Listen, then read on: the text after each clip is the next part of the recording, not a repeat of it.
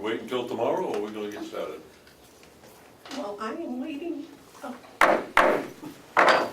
All right, I'd like to call to order the September 27th meeting of the Carroll County Commissioners. If you would join me with the pledge. Mark, would you like to lead us? I would be honored to. I Pledge allegiance to the flag of the United States of America and to the republic for which it stands, one nation, under God, indivisible, with liberty and justice for all.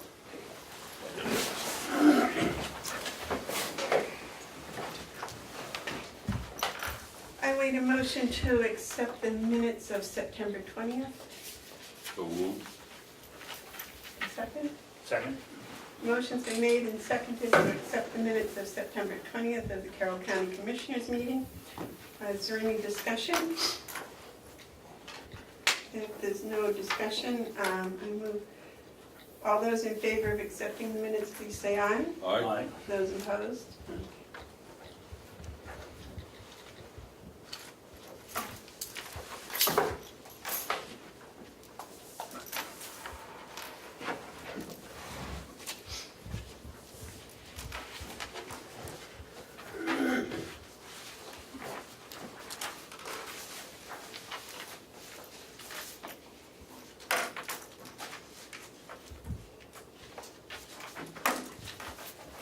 Sir?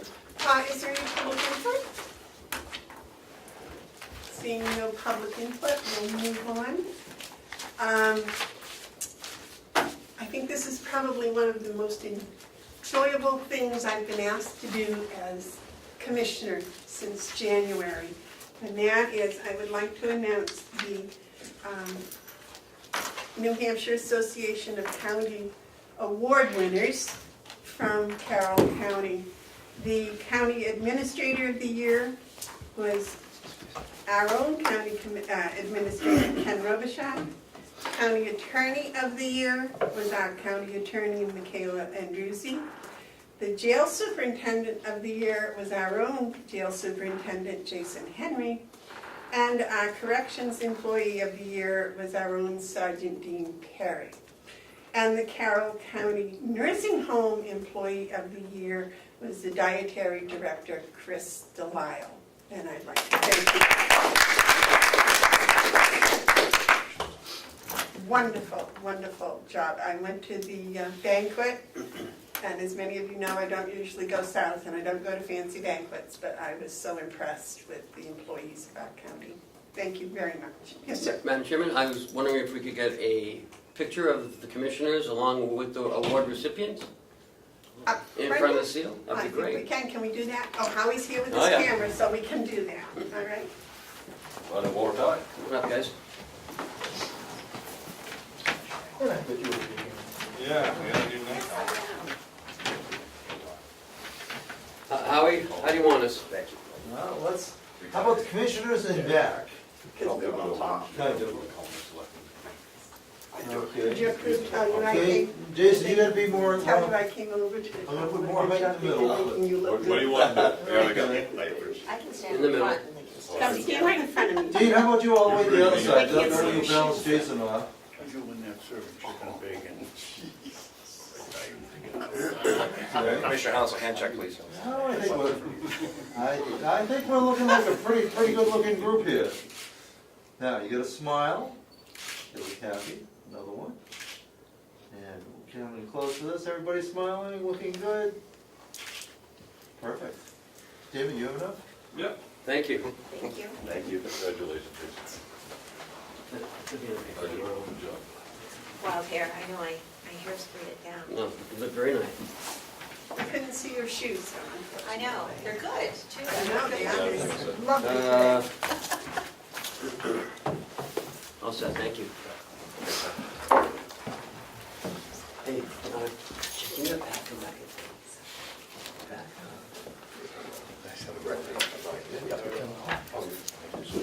Congratulations. Howie, Sir.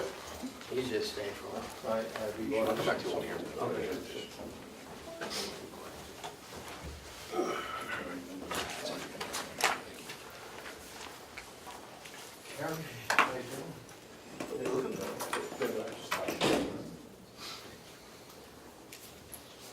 I'll tell you, that makes me feel really good to be part of such a nice group. The next is RSA 28-2.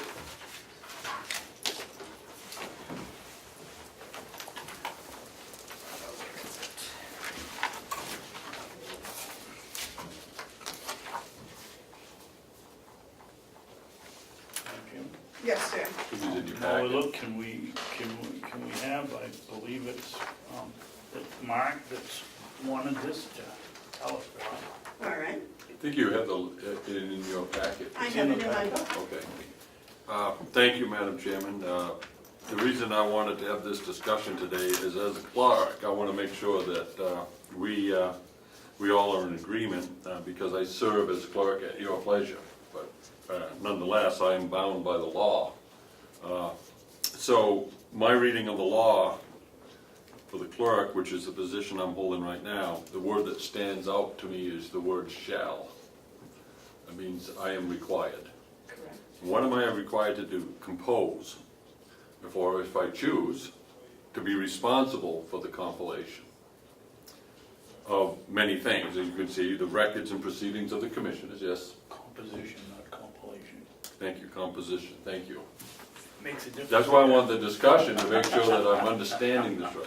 The composition of, and keep a record of, the proceedings of the commissioners, the claims allowed by them, the annual report of the county treasurer, and the proceedings of the county convention, and shall keep on file in the secure location all original papers, claims, and accounts acted upon the board. Is this composition a new word? Because it's not in my book. I'm looking at the one that was provided to us here. I don't know. It says composition. This is- Are you in the right place? 28-2, it says the clerk shall keep a record of the proceedings of the commissioners. All right. Well, this is the most recent Oh, rendition of it. That may be, but the one they gave me is not. All Hold on. right? Yes. Mark, why do you suppose it says the proceedings of the county convention? Because They have their own clerk. I don't know, the law It says speaks that. for, this law speaks for itself. I don't know This doesn't go, this is. I don't know the. the Doesn't say mind compose. or the intention of the legislature when they wrote this. So I don't know. All I know is it says Shall that compose. Doesn't I say- shall be responsible. These are done. This is the newest one. so- No, I'll wait When was until this everyone can hear. revised? I don't want to say things that then have other people not know that I'm talking, so we'll wait until the others get ready. I apologize. just lost. That's I okay. apologize. I'm just confused because in my county commissioner's handbook that I was given, the phrase "the shall compose" is not part of it. Isn't that strange? I mean, it is strange that you would have one that isn't. That's why I was just a little confused, but apparently this was, Do you have the same dates at the bottom? actually, no, this says 2011, so I guess all of this is not updated. I would say that's correct. I don't know who gave that to you, I You don't know. did. No, I didn't. Well, can we, Move ahead. I guess that's why we're talking about it, so we understand the law. Well, we got to, This one, I was- apologize, apparently the what I thought was correct is not the this one most was, updated. this one was taken off the state website. So this one apparently was updated the 22nd of 2014, July. Okay. It looks like that's the case, just a few years ago. So if we get back to it, if we could, the word shall doesn't really leave room for moving. Now, I don't want anyone to think that this hasn't been done, because this is last year's annual report, and it's very good. And I would say whoever was responsible for the composition of it Cheryl? did an excellent job. And so I'm not saying that there's any problem, I'm just saying coming to an understanding of what my role is. And so I just feel that I'm going to take a more keener interest in the development of these reports, every one of them, so that I will know that I am upholding the oath that I took to do what I do in accordance with the law, agreeable to the laws of the state of New Hampshire. So I just want you to know, I'm going to be responsible for, or maybe even compose myself, all the things listed in 28.2.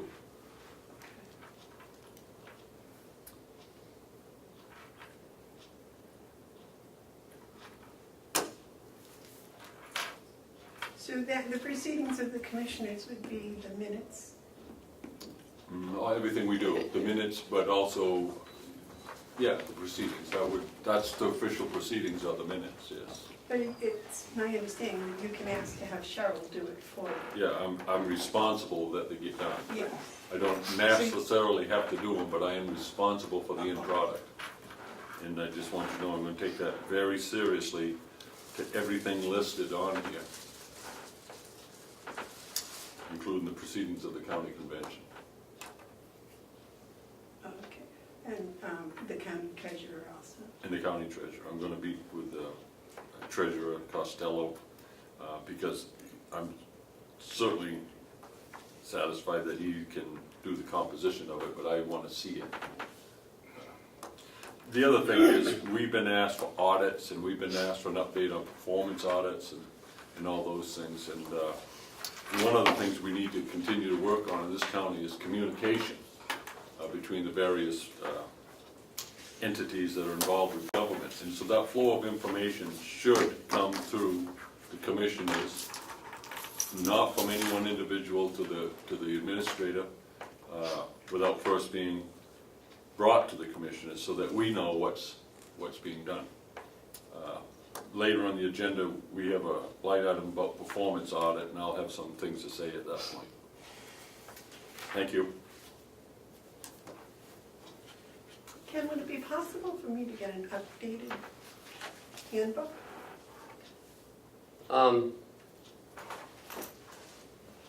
I don't know, where did she get that? It's been in the office Oh. forever, nobody really updates it. I can update I it. get mine right off the website. Yeah, that's where I get off mine. I carry mine with me all the time, so Well, I've had, I can definitely print you one this out. is what I refer to, so it would be Oh. nice if it were updated. Yeah. Okay. All right. The next is the assisted living feasibility study. Who wants to take that one, Ken? Howie, you want to come up? I'd like to read his letter. Okay. Madam Chairman, as I pointed out to Ken and as Mark said today, and we talked about it, I think this letter from Howie, I think this is about the best thing you've written in the time you've been published. It's excellent. Well, thank you. I thought some response to the subcommittee was important to do. Important to make. Who is this addressed to? It was addressed to the subcommittee, the commissioners, and Ken. That was the only distribution of it. Madam Chairman? Just to- I think this letter is a good way for the commissioners to address for the public the things that weren't addressed the other day because of the way that they proceeded, the delegation proceeded. So if it would be all right, I'd like to have Howie in his own voice read his letter. I think it's that important that the public hear it. It puts you on the spot, Howie. Would you mind doing that Not for us, at all, please? if it pleases the commissioners. It's addressed good morning, and that good morning is to the delegation subcommittee, the commissioners, and county administrator. I'd like to share with you my concerns over the delegation's vote yesterday to table consideration of a feasibility study of the county's assisted living needs. On August 21, 2017, the delegation met and heard the recommendations of the commissioners to conduct an assisted living feasibility study and to be funded with $10,000 from the 2017 Mountain View community budget. This would require a line item transfer with no supplemental appropriation required. At this meeting, the delegation heard not only from commissioners and staff, but from many members of the greater community who voiced their support of the need for the creation of affordable assisted living in Carroll County. At this meeting, the only opposition that was expressed was from Representative McCarthy, who noted that he did not feel that providing assisted living facilities was a function of government. No question was raised or concern noted about whether a feasibility study should be paid for from transfers within the 2017 budget, a supplemental appropriation, or deferred until 2018. Chairman Representative McConkey asked the MVC subcommittee to meet and consider the proposal and then report their recommendations to the delegation at the next meeting. The Mountain View Legislative Delegation Subcommittee met on September 15, 2017 to consider the proposal in greater detail. All members were present. After listening to overviews provided by the County Administrator Ken Robichaud and myself, along with a personal story from a Conway resident who attended, a full discussion was held, which resulted in the following motion. It was moved and seconded that the Delegation Subcommittee recommend to the delegation that $10,000 be transferred within existing Mountain View community accounts to fund the feasibility study that would, as a minimum, 1, review all demographic assumptions and predictions, 2, evaluate the potential of a public-private partnership to meet the need, 3, to evaluate the financial feasibility of targeting a payer mix that is 50% Medicaid, and 4, to evaluate the potential impact of any initiative considered on Carroll County taxpayers. The motion passed, 4 in favor, 1 opposed. At yesterday's meeting, apart from the subcommittee chairman, Representative Nelson, reading the recommendation of the subcommittee, there was no opportunity for the commissioners to speak, no opportunity for staff to speak, and no discussion among delegation members relative to either the merits of the recommendation or the decision to postpone consideration until mid-year 2018. With no offense to the county farm, it makes little sense to me that an extensive discussion on the price of hay was conducted and no discussion was held on the future needs of elders. I do not pretend to be a parliamentarian, but it's my understanding that a motion to table can only be made after a main motion has been made and seconded. I do not recall that a main motion had been made yesterday. A motion to postpone action instead of the table might have been more appropriate. I defer to you in whatever rules of order that you agree to as legislators to determine if the action taken was appropriate or whether it is subject to review. The elders of Carroll County are depending on you to, at the very least, to explore what can be done to provide needed supportive services in Carroll County. This is what a feasibility study would do. Perhaps a delay of 6 months does not seem like a long time to some, but to those elders in greatest need, 85 plus, it is a huge difference. For some, it will be the difference between aging with dignity as opposed to struggling to maintain a minimal existence. I cannot emphasize enough that time is of the essence. I would encourage you, by whatever means possible, to look for reconsideration as soon as possible. The feasibility study would be paid for with 2017 funds without the need to wait until May 2018. I do not know what the results of a feasibility study will be, but I do know that without it, the process does not move forward. I very much appreciate that at the subcommittee level, that you are not only willing to listen to staff and visitors, but that you also openly discuss issues. And signed out, Administrator Mountain View Community. It's an excellent letter. There's no reason for me to say anything. That's exactly what needs to be said. Thank you. Thank you, Howie, for that letter. I was asked my reaction to the vote, and I used one word, nonplussed. I'm sorry, what was that word? Nonplussed. Nonplussed. What's that mean? It means I was absolutely, totally,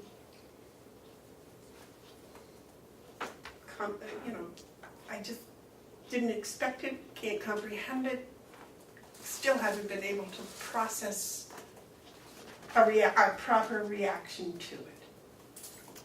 It just seemed, I have no words.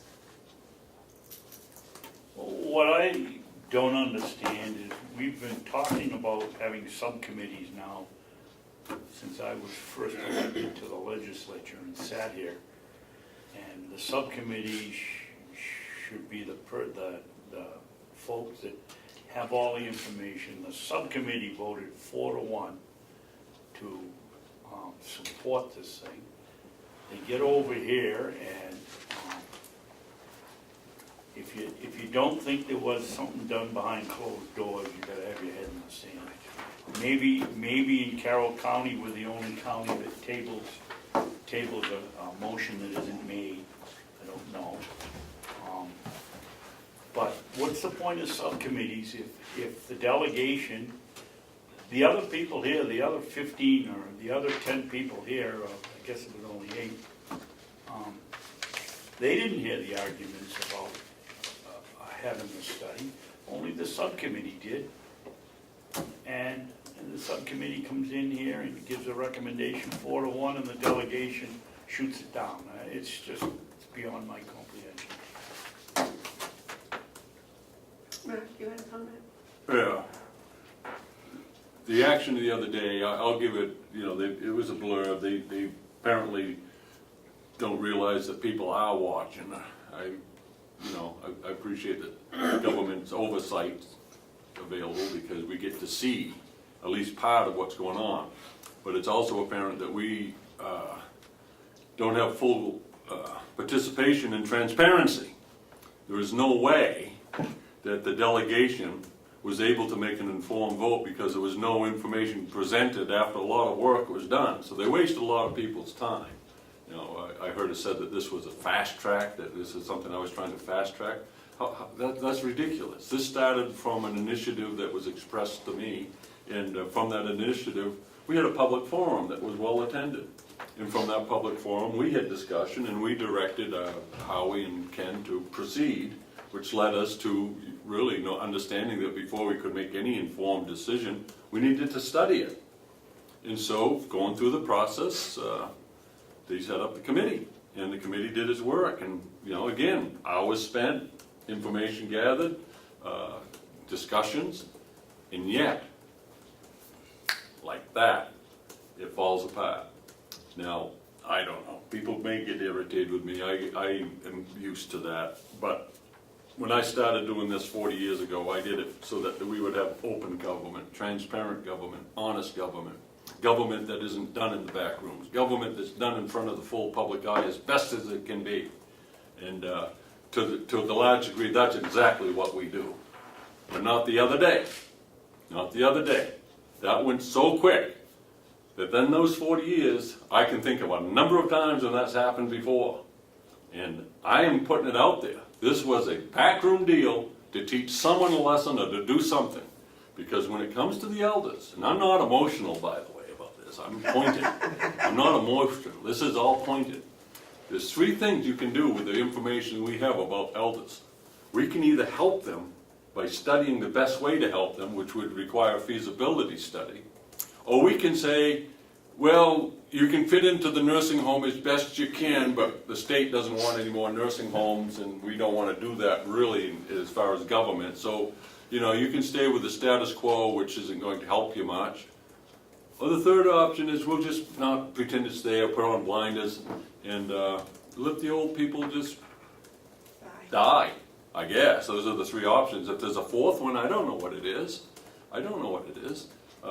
That's what the study would be. Maybe we'd find another option. But not even to discuss it. If they had a discussion and then they voted to table it, that would be different. But this smacks of a backroom deal. And I'm saying it was a backroom deal. And if everyone's upset with me about saying that, then that's too bad. Prove me wrong. Prove me that you had a discussion in the public eye, in front of the public. Show me where you had these public discussions, where you came to the conclusion that you couldn't support a supplemental budget. We weren't asking for a supplemental budget. So obviously they would have benefited from the discussion. No, that wasn't very good. That was not a highlight of what the delegation should be doing. But as far as going and asking them again, I am not inclined to do that. They have their own little whatever political agendas, partisan agenda, whatever it is. I don't have time for that. We have senior citizens, and we have elders, and we have children in this county that need us to continue doing what we're doing. So I thank you, everyone, for their support at this table and in this room. And maybe the delegation will find the way to do it right. What they did was not right. You know, liberty and justice for all means justice for the elderly. The justice delayed is justice denied. 6 months may not be a long time to the delegation, but it's a long time to someone who's 95 years old. I guess that's all I had to say. I wasn't gonna say anything, but I had to. Well said. Well, Howie said it well. Howie said it well. I'd like to know how this deal came about, where it went just like that. No discussion. Huh. But I'm not emotional, and we did fast track this. I don't know what they expect I was gonna do, just sit back and say, oh, well, that's nice, go along to get along. I don't really think so. These people ought to be ashamed of themselves, but I doubt that they are. Where did any talk about a supplementary budget come from? From their own reason, they make up reasons to say no. I tell you something, it's easier to oppose something than to support it. It's easier to do your duty as an obstructionist than as someone who's trying to improve things. Okay, that being said, Yeah, I'm all done. what happened on Monday happened on Monday. Today is Wednesday. What can we do as a Board of Commissioners and the people here at the county and the people that are in support of this? What can we do to move forward? Yes. We can be leaders. The reason the delegation was asked is because we have been trying, and I think quite successfully, to build a relationship where we're working together. So our motion to the delegation was, would they support what we've already determined is needed? They have said no. Exactly. A delay is the same thing as saying no. So what can we do to go forward? What we do is we declare that a feasibility study is a capital project, and we order the feasibility study without the delegation. That's what I'm supportive of. We don't have time to play these political games and hold elders hostage because of people's laziness. We need to get on with it, and I think maybe not today, but I think we need to think about directing Ken Robichaud to begin the RFP for a feasibility study. We don't need the delegation to do this. May I ask a question? We have it in existing money. You talked about a capital investment? Yeah. Okay. If we declare this a feasible study, a capital project, then we can use the money, the $47,000 we're going to be saving on the boiler to do a feasibility study.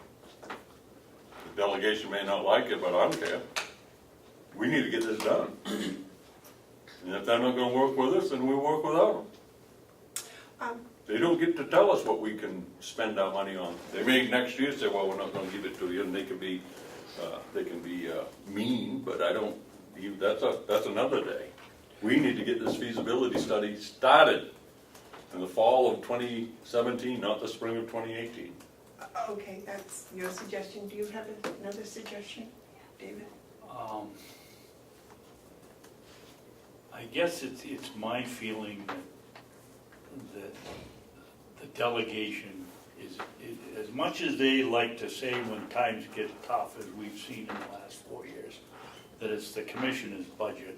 When it gets down to doling it out, the only responsibility the delegation has is to set the budget. It's their budget, no matter what they say, it's their budget. Ours is an estimate. They clearly yesterday said that they're going to accept the responsibility for not moving this thing forward by their, 11-4 vote. And thank you to the 4 representatives that voted in favor of it. My feeling, and I think the 2 of us, and Ken and Howie, it was the right thing to do. I'm tempted to wait till 2018. We'll let the delegation take the heat that they deserve in this, their budget. I think it's needed for a capital expenditure, but I don't really think that we could stretch it to say that it's part of the capital expenditure. Okay, so to put it in the 2018 budget? Right, only I strongly support the survey, and I'd vote again today to vote to do it now. but it's their budget. If they wanna micromanage what we do, then let's follow their example, because they're the ones that should be taking the heat.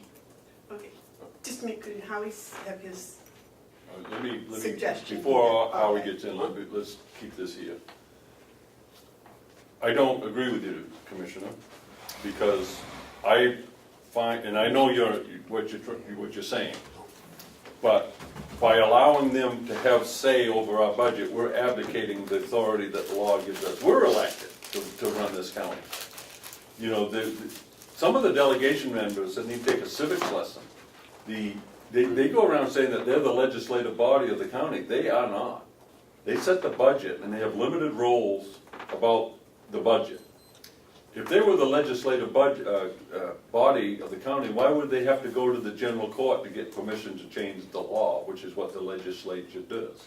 Just for everyone's understanding and edification, the legislative body of the county is the entire general court, both houses, House and Senate. They're the legislative body, not the 15 delegation members whose job is to set the budget and to oversee the expenditures and to meet quarterly to make sure we're doing it right. So, I am not willing to say, well, we'll put this on them so that they can feel the political heat. I'm not about that. This isn't about political heat. We are charged with the budget. We know when we've done a good job with this budget, you know, people say they're looking out for the taxpayers. That's the worst thing to do, is to hold off on this study.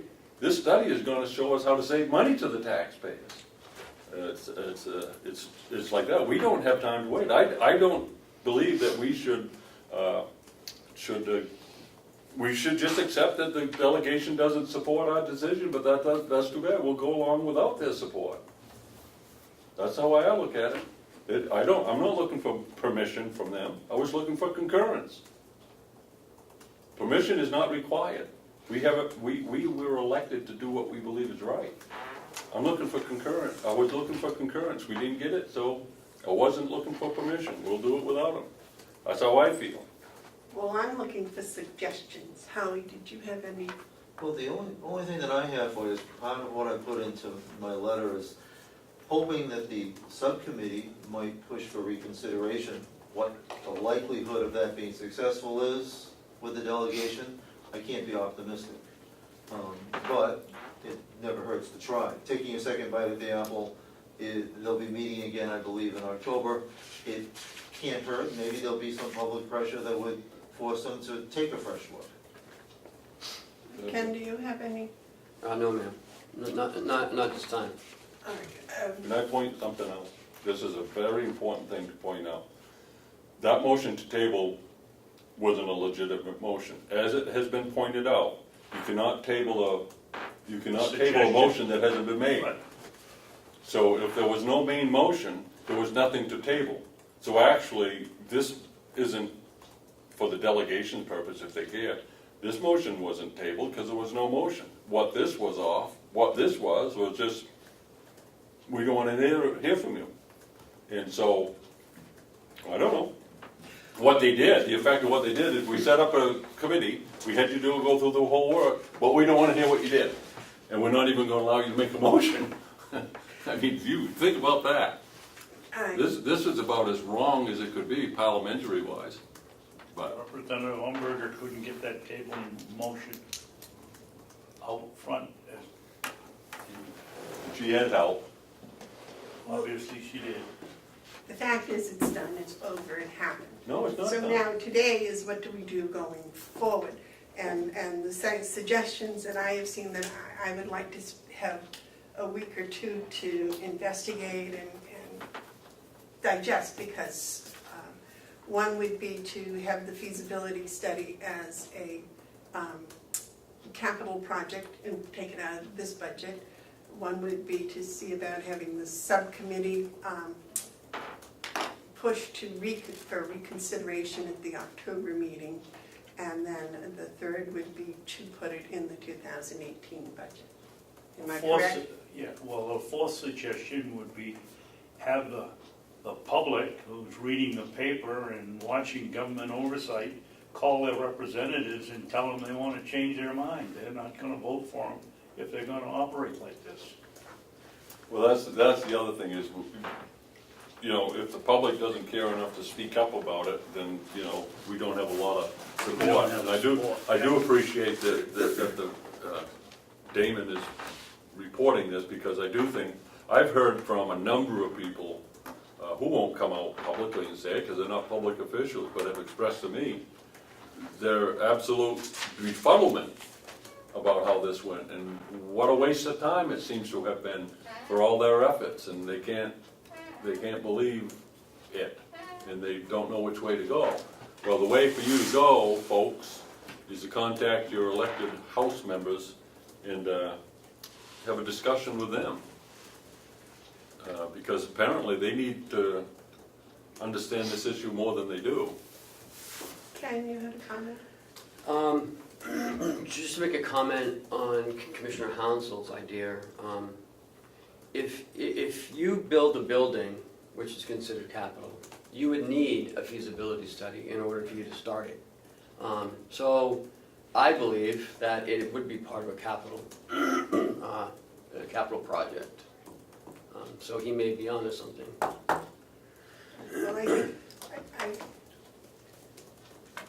I think at least a week to investigate some of this stuff and maybe revisit it at our next meeting.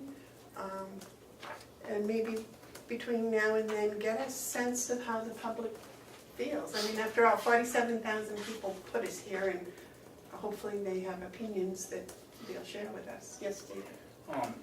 Madam Chairman, could we suggest to Ken that maybe he contact Joni Friz and his law firm and find out if it is considered, if it's, Well, I have no problem if it's considered. I would contact our auditors. Or the auditors, and if it's considered part of a capital expenditure, I have no problem voting for it. I would Well, think, let's wait a Yeah. week and then we'll revisit it, and in that time, we can all do some investigating and some listening, and maybe have a better, like I said, I am still nonplussed over the whole thing, and I'm trying to work it through my thinking process, my thought process. Yes, I'm willing to wait a week, but not two. well, I think we should be able to get all this shaken down. Well, next week we can make some moves. that's why I was asking Ken to put it on the agenda for next week, and we'll revisit it at that To, time. to me, this feasibility study needs to go forward with or without the delegation we support. I was hoping that they would see the wisdom of it, but apparently they got other things to consider and they're busy or something, I don't know. But yeah, I can wait a week. All right, moving on Madam to, Chairman? yes, Could we just put a couple things in before this? Because I have Bob here and I still have Howie here. I want to get them out of here. So I'm sorry. what would you like to do next? Next, I'd like to do the ozone system. Oh, yeah. You asked Bob last week to get the quote. And Oh, he it's did- not on here. I know, that's why. I was gonna do it under administrative updates, but I think this is part of the work session, so.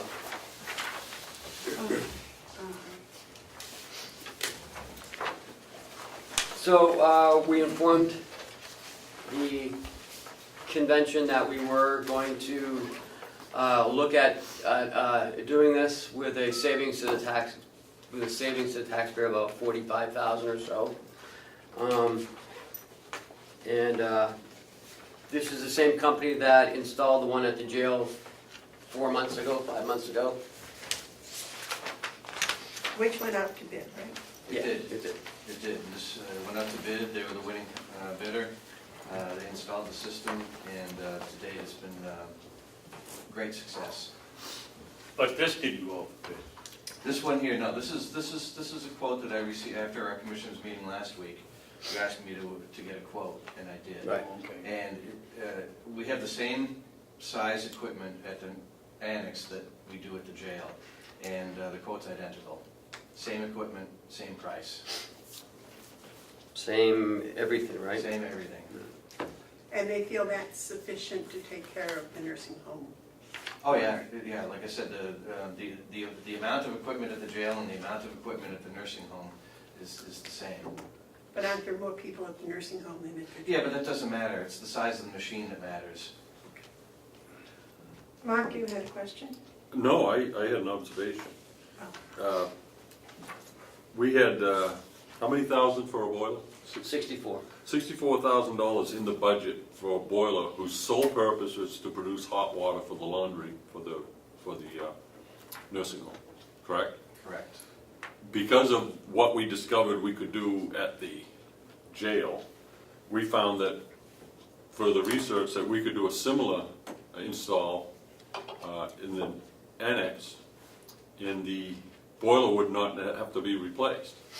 So the delta on this is 65 minus 16. So this is a $49,000 saving on the budget. If I might interject, there is a $900 hot water heater that's going to have to be purchased, is that correct? Well, yeah, the dollars are gonna be somewhere around there, but I would like to have a small electric water heater, just for the ability to wash hands and, let's just say this machine, this ozone system fails for a day or two, we can at least give some hot water to the system. Okay, so this, the total for this would be $16,000 plus the cost of a God. small hot water heater. Well, if you, I wouldn't combine the two, I wouldn't talk about the two in the same sentence. Well, he's talking about the savings over the Mhm. boiler. But in order to not spend the $64,000 for the boiler, we would have to spend $16,000 for this plus. You don't have to spend anything on a water heater right now, or boiler replacement, today. It is still functioning. It's on its last legs, that's why we were discussing it, but it is still functioning today. But if we put in the ozone system, Mm-hmm. would we want to continue to run the hot water system we have Probably now? not, Well, but so- you can, you have the option, But I'm just saying, you would have to have a hot water heater of some sort. of some sort, yes. I just want to know all the right dollars and cents. Mhm. Okay. Mark, sorry, I interrupted you.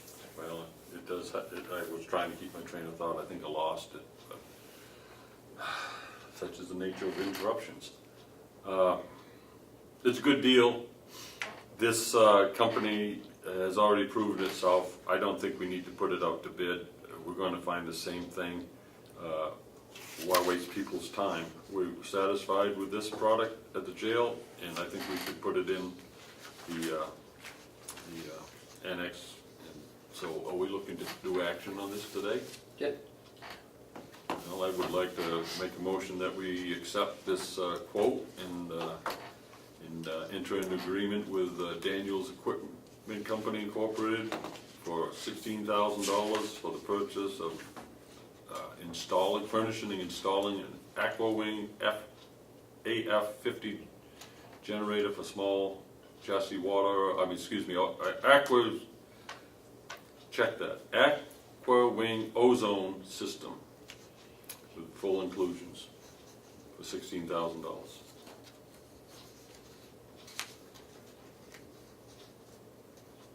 And that motion fails for the lack of a second. No, he was ready to do it. I'll second it, Commissioner, if you'll change it not to exceed 16. Not to exceed 16,000.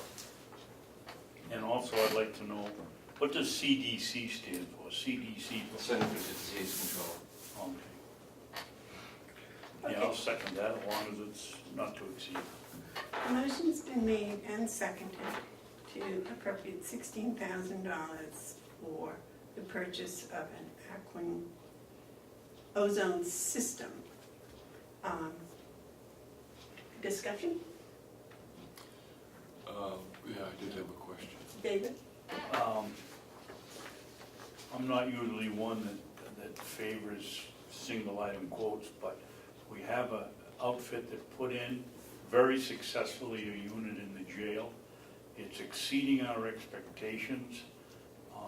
Why muddy the waters and have another unit maybe from some other company that doesn't understand our needs? I certainly think we ought to vote for this.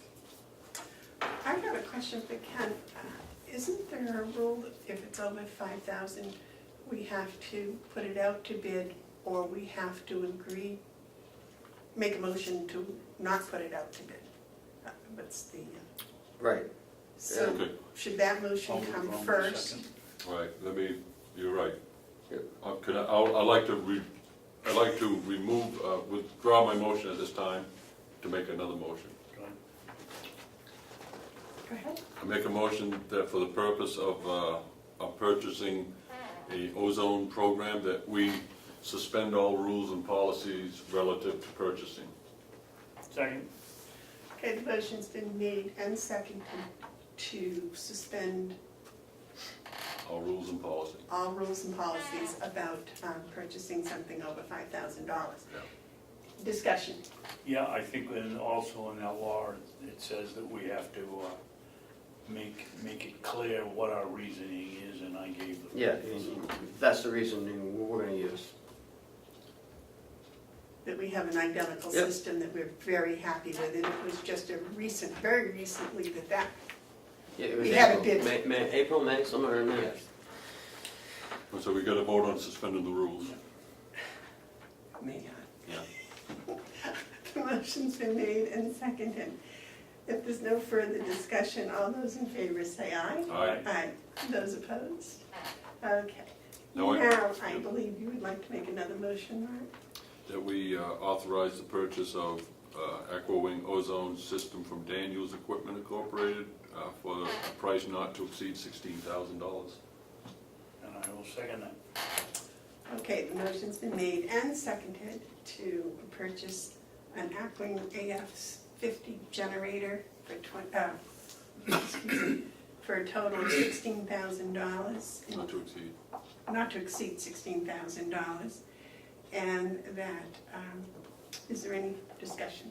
Yes. Just to make sure that we stay within the RSA's, that underneath that motion, that the reasons Little bit there. Yep. for not having a competitive bidder stated in that paragraph in the minutes. Yeah. All right, I have a question. It says service cost after year one would be $17.45. What is the service cost for the first year? It's first year is included. Okay, that's, all right. Just thank you for the clarification. Is there any further discussion? Yeah, just a question on that. So next year's budget, you will have that 1745 number Yeah. for servicing? Yes, I will. No, we don't need to address the hot water heater at this time? Not today. On the point of the hot water heater, that's a pretty inexpensive way to have redundancy. Mhm. You know, $1,000 to install a water heater, electric water heater nowadays is pretty good. Okay. Motion's been made and seconded. All those in favor say aye. Aye. Aye. Those opposed? Okay, so I guess I get to sign this, right? Does it have to be electric? Is there propane up there? This propane there doesn't have to be, that's a discussion for another day. Yeah, I was just wondering in my head, but I was thinking about it. You were wondering in your feet, you were wondering in your head. Yeah. I was wondering. Wondering in your head.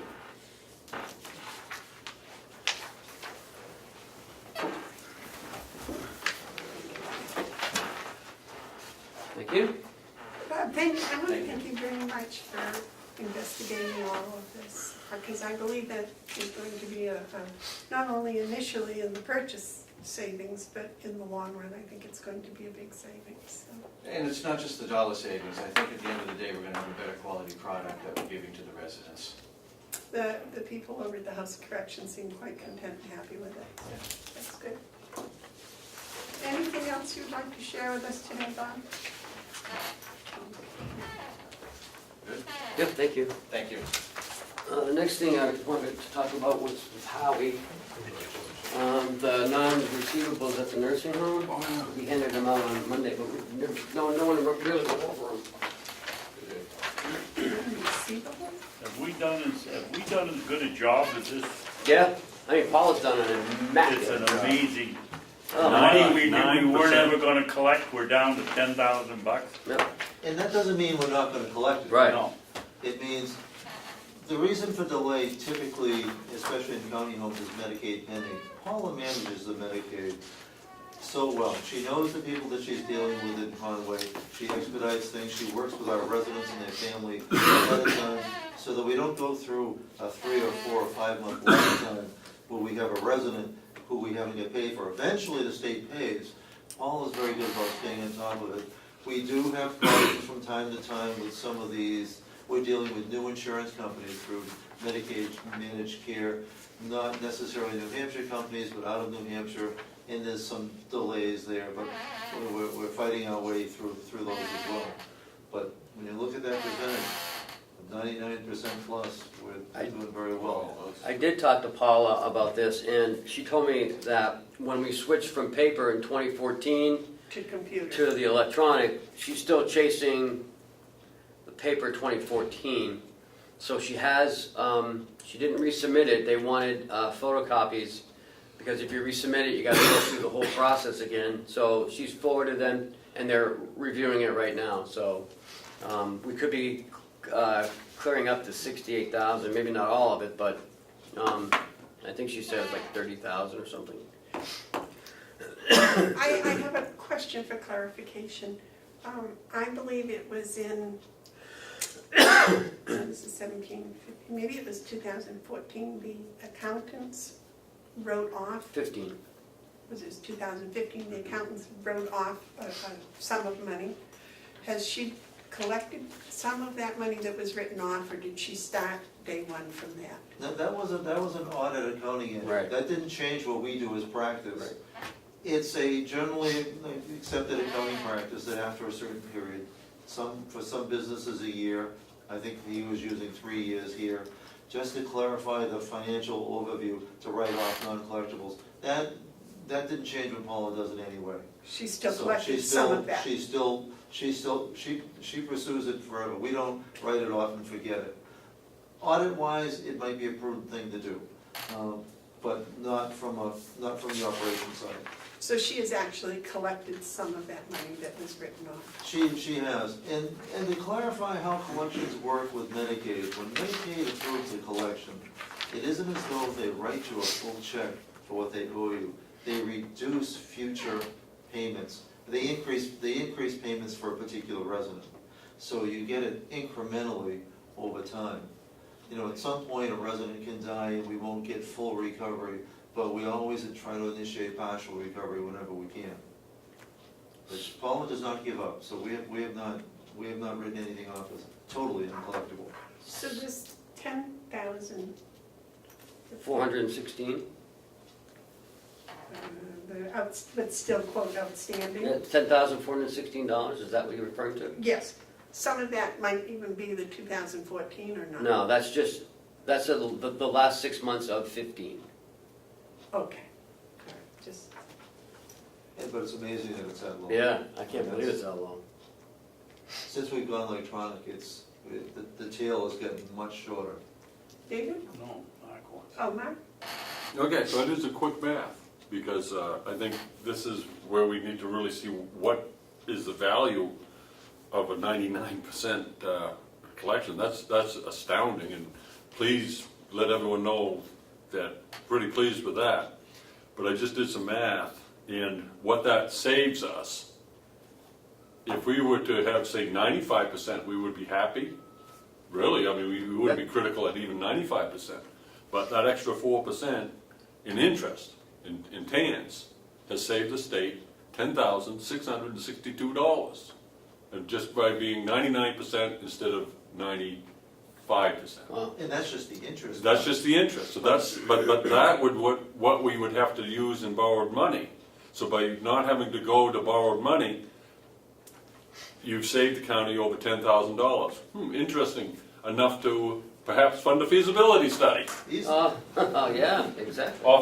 Because we're doing such a good job of collection. That might be good information the delegation would have liked if they bothered to listen to the information. David? Maybe they'll watch this show and become educated. Howie, did I understand you properly, or what you said, that Medicare, Medicaid, whatever it is, sets a figure that they're gonna pay and then only pays part of it? Sometimes it's delayed while somebody's qualifying for it, so you get delayed. Well, that makes sense. And that's, and that pending part, in other places, can oftentimes, they can have Medicaid pending for 4, 5, and 6 months. I'd say And longer. that doesn't happen. That doesn't happen here. Paula starts long before somebody's eligible, just to be sure that it goes smoothly. But when there is a correction with Medicare or Medicaid, it isn't always a lump sum payment, it ends up being just an addition to the monthly payment. Okay, thank you. And remember, if that resident passes at that time, Everything's gone. that's it. The reason, just going back to Commissioner Bevard's first comment about the auditor, the reason the auditor will write something off is that on the books, accounts receivable, money you haven't received is an asset. And they want to be sure you're not overstating your assets. They want to state what you can realistically receive, not what you idealistically could receive. So it's because it's a balance sheet item that needs to be appropriately documented. All right, thank you. Ken? And I can tell you from my past experience that this is incredible. Some nursing homes lose $2-3 million a year, and that's it. They're not as aggressive as we are here. This is tremendous. I mean, she does good work. She really does. She's a one-woman show. Yep. I believe the improvement here compared this year to last year to the year before has been tremendous. I mean, I understand why you want to compare us to other places, but I like to compare us to where we were a year ago or 2 years ago, and I think that shows strong improvement. Now, our next strategy, to give you kind of a highlight of what I'm going to be coming back to you with in the next few weeks, is we made a big change in 2014 with the software that we got, and it was a huge improvement. But it doesn't seem that long ago, there's been a lot of changes in software and software firms since. That for about the same money that we're paying, we're looking at changes that will allow Paula to not only maintain what she's doing, but then the next horizon is, how can we optimize our reimbursement on we already have our skilled residents. Are we optimizing our reimbursement on that with they call it the RUG, it's the utilization review. And this new software that would help us, it's amazing that even if you improve that by only 2%, you're talking $100,000. So just this morning, we were talking about looking at software that would improve things clinically and continue to support Paula financially on the submission part. Because those little amounts make a huge difference, an immediate difference, not the 10-year plan, but even just in the 1-year plan. So I should have something for you and for Ken to look at in the next month or so. Yes. Well, I can see why the New Hampshire Association of Counties gives us so many awards. You guys are doing an outstanding job. This is almost unbelievable news, 99% collection. Please accept my appreciation and convey that to Paul. I'm glad to. Not just me, I'm sure all of us, but that makes it a lot easier for us to go forward. Thank you. Thank you. Anything else for us? That's all that I have. Although I'll be back later in the day, around 10. 10 o'clock.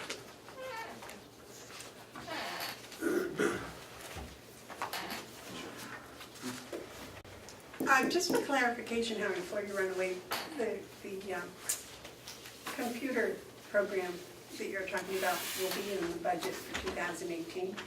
Well, the way it's being set up, if it's an even swap, if there's no capital expense and it's the same monthly as our existing, there's no reason why it couldn't be considered this year, depending on how Ken would like to proceed and how the board would like to proceed as well. But we are looking at point-click care, and it looks as though it could be an even swap based on what we're presently paying for NTT data. Okay, thank you for that. If not, it could be kept. Well, that's actually it's all they go strictly on a monthly basis, so there's no capital cost. It would just be a contract cost, and we have some comparison to what the cost of other systems would be too. So, Very good, thank you very much.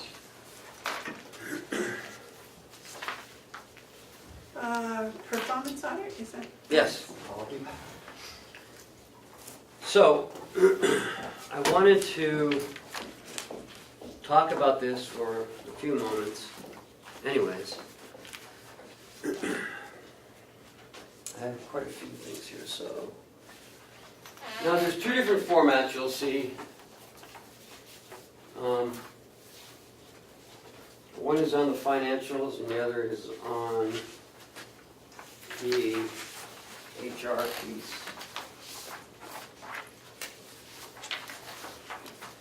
So what I'm doing is I'm switching it over to look like the HR one. So we have because I had asked for this from the former HR director a while ago, and I've updated it since. And I kind of like that format better than just the report format. This one you're talking, you like better? No, This one you like better? no, sorry. I'm- This one right here. This one This you is like the better. HR piece. This is my finance Financial piece. piece. And then this is this is the handbook I put together with all our policies and procedures on how the department head Okay. should use the financial policies. Okay, so if we're looking for an update, Madam Chairman, which one are we focusing on here?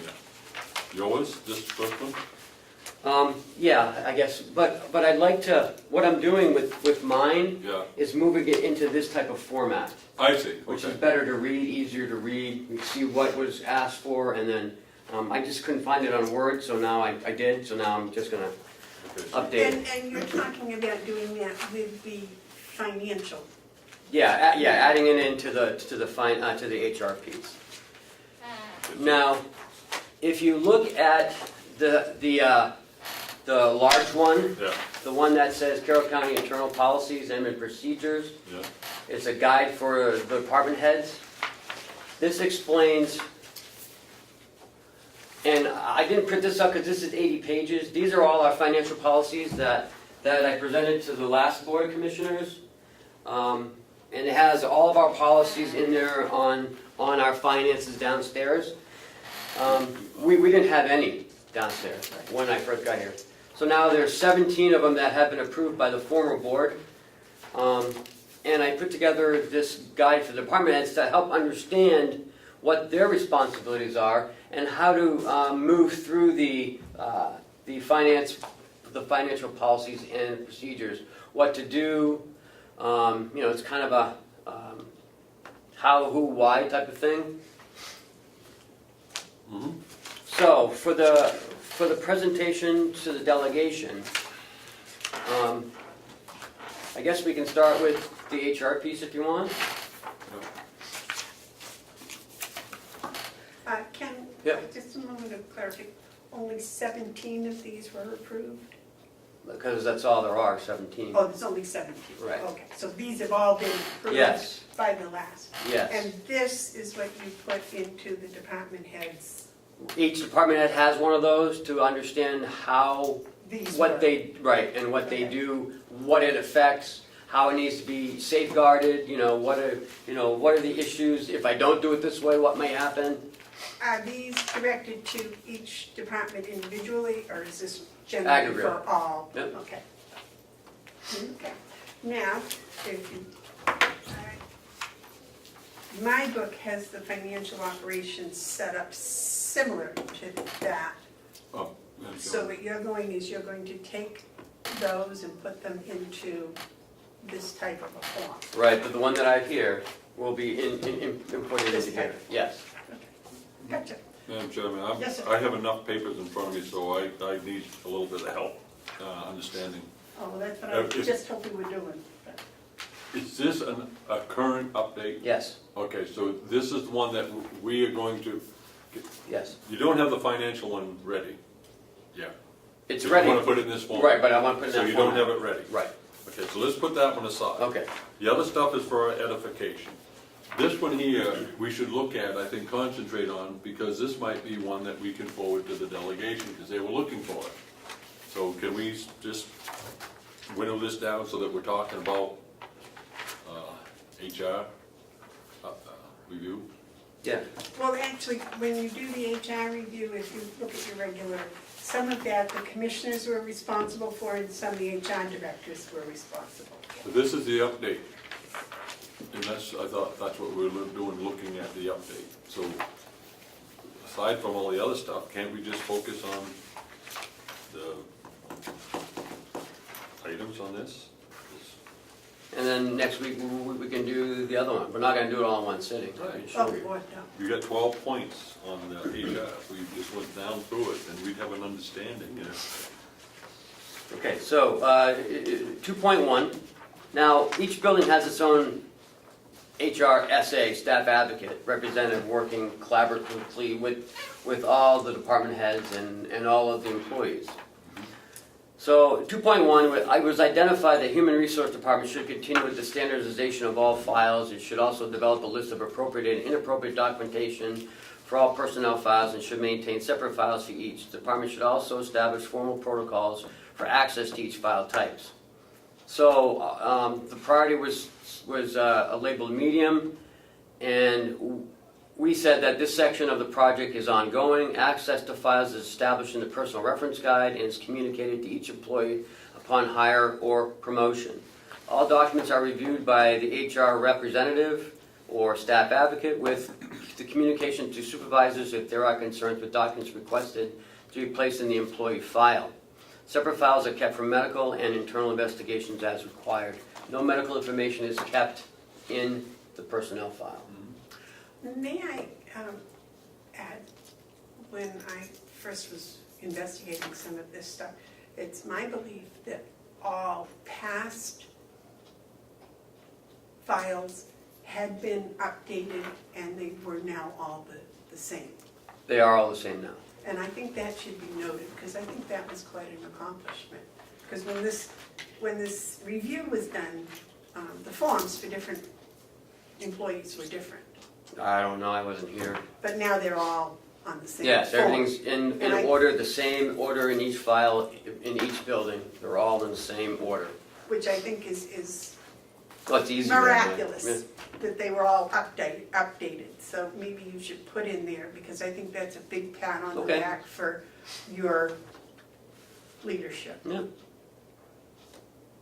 Oh, make a note, put a big star beside that. All files are- Ken, what do you mean by, it should also develop a list of appropriate and inappropriate documentation? What does that mean? I don't feel we should have it, for inappropriate. I mean, like, Is that somebody that writes a letter that says, no, like a day off request shouldn't be in there. Stuff that really shouldn't be in there. Inappropriate would be medical information, a social security card, that should not be in there, a copy of any birth certificates, of any social security so we're numbers. gonna put them in a folder that says inappropriate No, document? we don't maintain those things, we shred them. Well, They it should says not be. here, it should also develop a list of appropriate and inappropriate documentation. Right. I don't think we need a list of inappropriate. Our people know what goes in the file and what doesn't. So Because why we have a don't- list of how the file is set up on the inside Oh, of the okay, I'm document. sorry, this is the performance audit Auditors, right. company's Yeah. suggestion, Right. okay. Mark? Yeah, that's the point. I mean, these are helpful suggestions. They're in no way a mandate. Right, and this was only a medium Right. um, So, concern. so if this is what they identified, then we work off that and interpret it Yeah. based on what our needs are. Right. So the value of the audit is not because we're gonna just abdicate and let them make the decisions. They're gonna help guide us. Right. And so their recommendation has been answered in the right-hand column. Yes. That's fine. Yeah, that looks good. What's the next one? My understanding of this and the reason for the concern was that the files were not standardized. They weren't, that they were all now different. they are, which I think, that's what I was referring to as being quite a feat. 2.2, once all files currently in the Human Resource Department conform to the same set of standards, the county should centralize all employee personnel files in the Human Resource Department. So our answer is HR or staff advocate. Since all buildings have their own staff advocate, employee files have been moved to each building for follow-up and discipline as well as employee tracking. Perfect. So they're no longer housed in this, No, that makes no sense. that was just this year, right? Yes. 2.3, human resources should formally review each job description to ensure compliance with federal requirements, including ADA legislation, and to ensure that job requirements such as education and experience are consistently applied. Our answer is job descriptions are updated when any changes are made. Anytime there is a reclassification or change, physical components are added as well as any revised KSAs or legislation. This is an ongoing process as it is extremely time consuming in order to be done correctly. The process of having physical requirements clearly separately identified in job descriptions has been the focus, which includes the ADA wording and components. This process also greatly assists in the workers' compensation claims area of providing temporary alternative duty for our employees. As we move forward, these positions will also have to be monitored to ensure compliance with the proposed FLSA exemption status, which has not been Done. accepted, so we are not looking at that at this time. Now, are all job descriptions currently up Yes, to date? yes, and we have all the physical requirements on them as well. So that has all been, yeah, Wow. yeah, that has all been done. That was done this year. Towards the end of last year. Yep. 2.3, again, the county should adopt a policy of routine review and updating of job descriptions to ensure review. They're talking about updating the job descriptions again. As stated above, job descriptions are reviewed upon request for changes and reclassifications, as well as ongoing necessity throughout the year as responsibilities change and cross-training emerges as an imperative process in the departments. Is that up to date also? Yeah, it's actually the same exact thing just about. You know what would be helpful there? And I know you have an awful lot to do, so maybe this isn't real critical, but it would be helpful. Early in the year, you came up with a flow chart. Mm-hmm. Things have changed since then. Yes, they have. I'd like to see a flow chart. Update? Yeah, I'd like Update to, I think it would be extremely helpful. Not named, but position. Right, yeah. Okay. The next one, 2.4, the county should develop a formal classification and compensation plan for its non-union employees. This plan should ensure both internal and external equity and should ideally be performed by an outside vendor in order to eliminate any perception of the bias in the process. The cost of a classification and compensation plan can vary depending upon the firm used. However, it is estimated that such a plan for Carroll County would cost $15,000. And our answer is the budget for 2015, it was in the budget and was cut by the delegation. Well, it was cut by the 2015 delegation. Yes. It might not be cut by the 2018 delegation. If this is a recommendation that we think is necessary, We've been talking about it for a few years. should develop a formal classification compensation for its non-union employees. I mean, I don't know why we have to have another entity. I mean, I think we could do it ourselves. Yeah, I don't understand why it We should have to be pay someone ideally be $15,000. performed by an outside vendor in order to eliminate any perception of bias. I don't care about perception. There's no bias, there's no bias. Why spend $15,000 when we're capable of doing it in-house? I think we could, but I don't know. I think we should. When I was asking about this, I think I was told that the someplace there is a list of all of the county employees in the state and what their average pay was. Yeah, each county has. It's the Association of Counties has that data. That's what I'm saying. We could do it ourselves. We don't need to spend $15,000. Yeah. But that's readily available, right? That's all, Yeah. we can, because there was I think you got me the average pay for somebody, something, way back, I don't Yeah. remember. But also, at the delegation meeting on Monday, when Chairman McConkey asked the commissioners to do this update, I asked if things that had been brought into the budget and they had removed, if that should be listed also, and he said yes. I think putting that, leaving that in there without the comment that we might do it ourselves is probably okay. 2.5, the Human Resource Department should begin conducting exit interviews of employees voluntarily leaving county employment. It's a low, it's been labeled low. Exit interviews have not been routinely done in the past, as we know, as communication of employees leaving was slow. Now that each building has its own dedicated staff advocate or HR staff, they will be conducted at each departure. Prior to that, it was, our HR department never left the building, very rarely left this building. It made it difficult for employees to get any assistance. They'd have to either take time off from work or come after work or go during their break. By having a dedicated person in the building, the access is more readily available to the employee. We know if someone gives their notice, and the communication is different now. Jessica and Terry and Lori all know what's going on because they're involved with the employee, very much so. So now we'll be able to do exit interviews, and we'll provide a report to the commissioners so we can tell why people are leaving, but also to do stay interviews too. Find out what's been going well for the employee.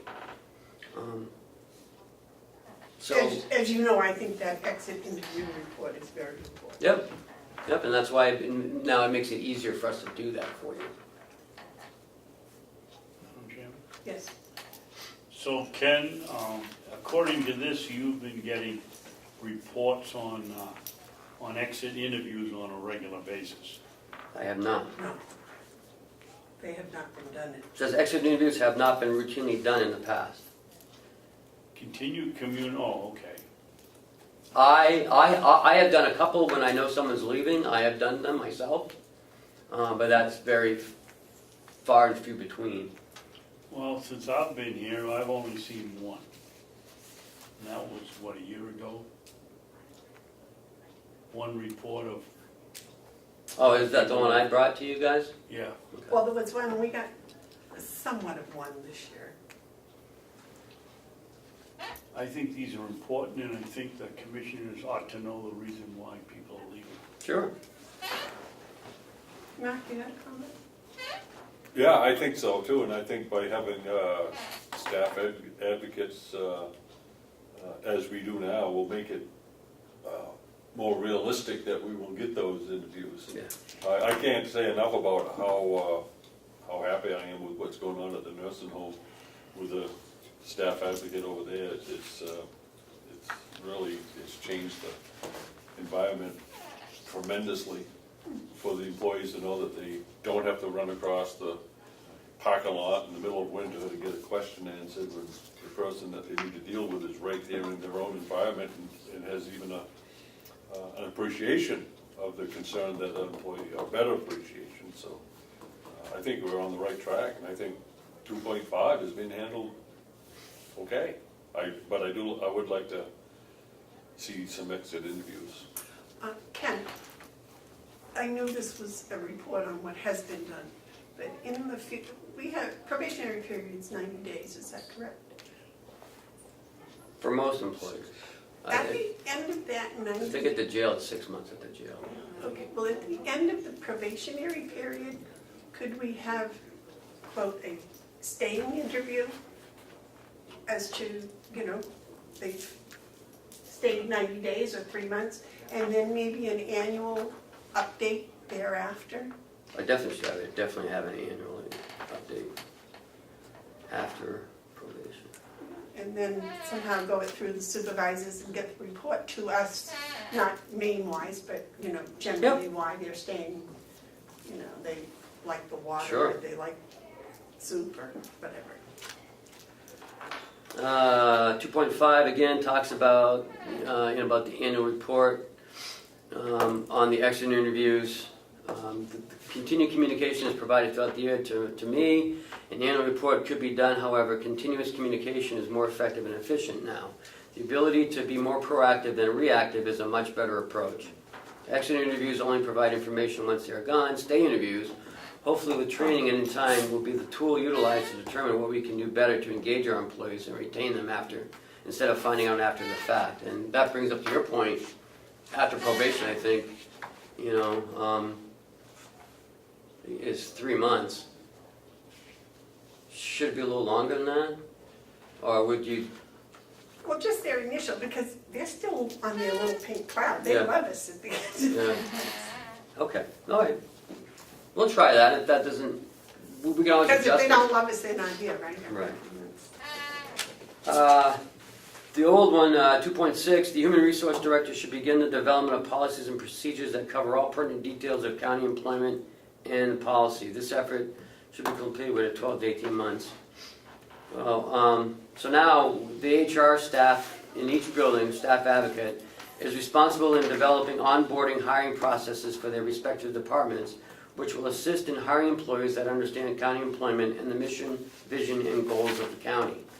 So what was happening before is they weren't getting involved in this. But now staff advocates are in the orientation process. They talk to the employee, they inform the employee, who to go to, who to see if they have issues, what the county is, what the county mission is. So we are starting that now. The hiring policy that we passed Yes. this year, this is part of this. Yes. Yep, and it mentions that somewhere, I forget where it mentions it. I didn't see this ahead of time, so Yep. I'm sorry if I'm It's in jumping July. ahead. 2.7, the county should purchase and implement a human resource information system, or HRIS, to facilitate planning and analysis of personnel-related information, as well as to allow for online submittal of applications and resumes. In the 2016 budget, it was in there, and again, it was cut out by the delegation. This would have allowed for many of the recommendations of the audit to be streamlined and more efficient for HR, and the process promoted throughout the county. Now, Terry Collins is a big proponent of a paperless system. So she was instrumental in getting Gunstock onto a paperless system. I'm hoping to start looking at something along those lines with our new website, possibly be able to enter information into application, and it's sent right to wherever the department that they're applying for.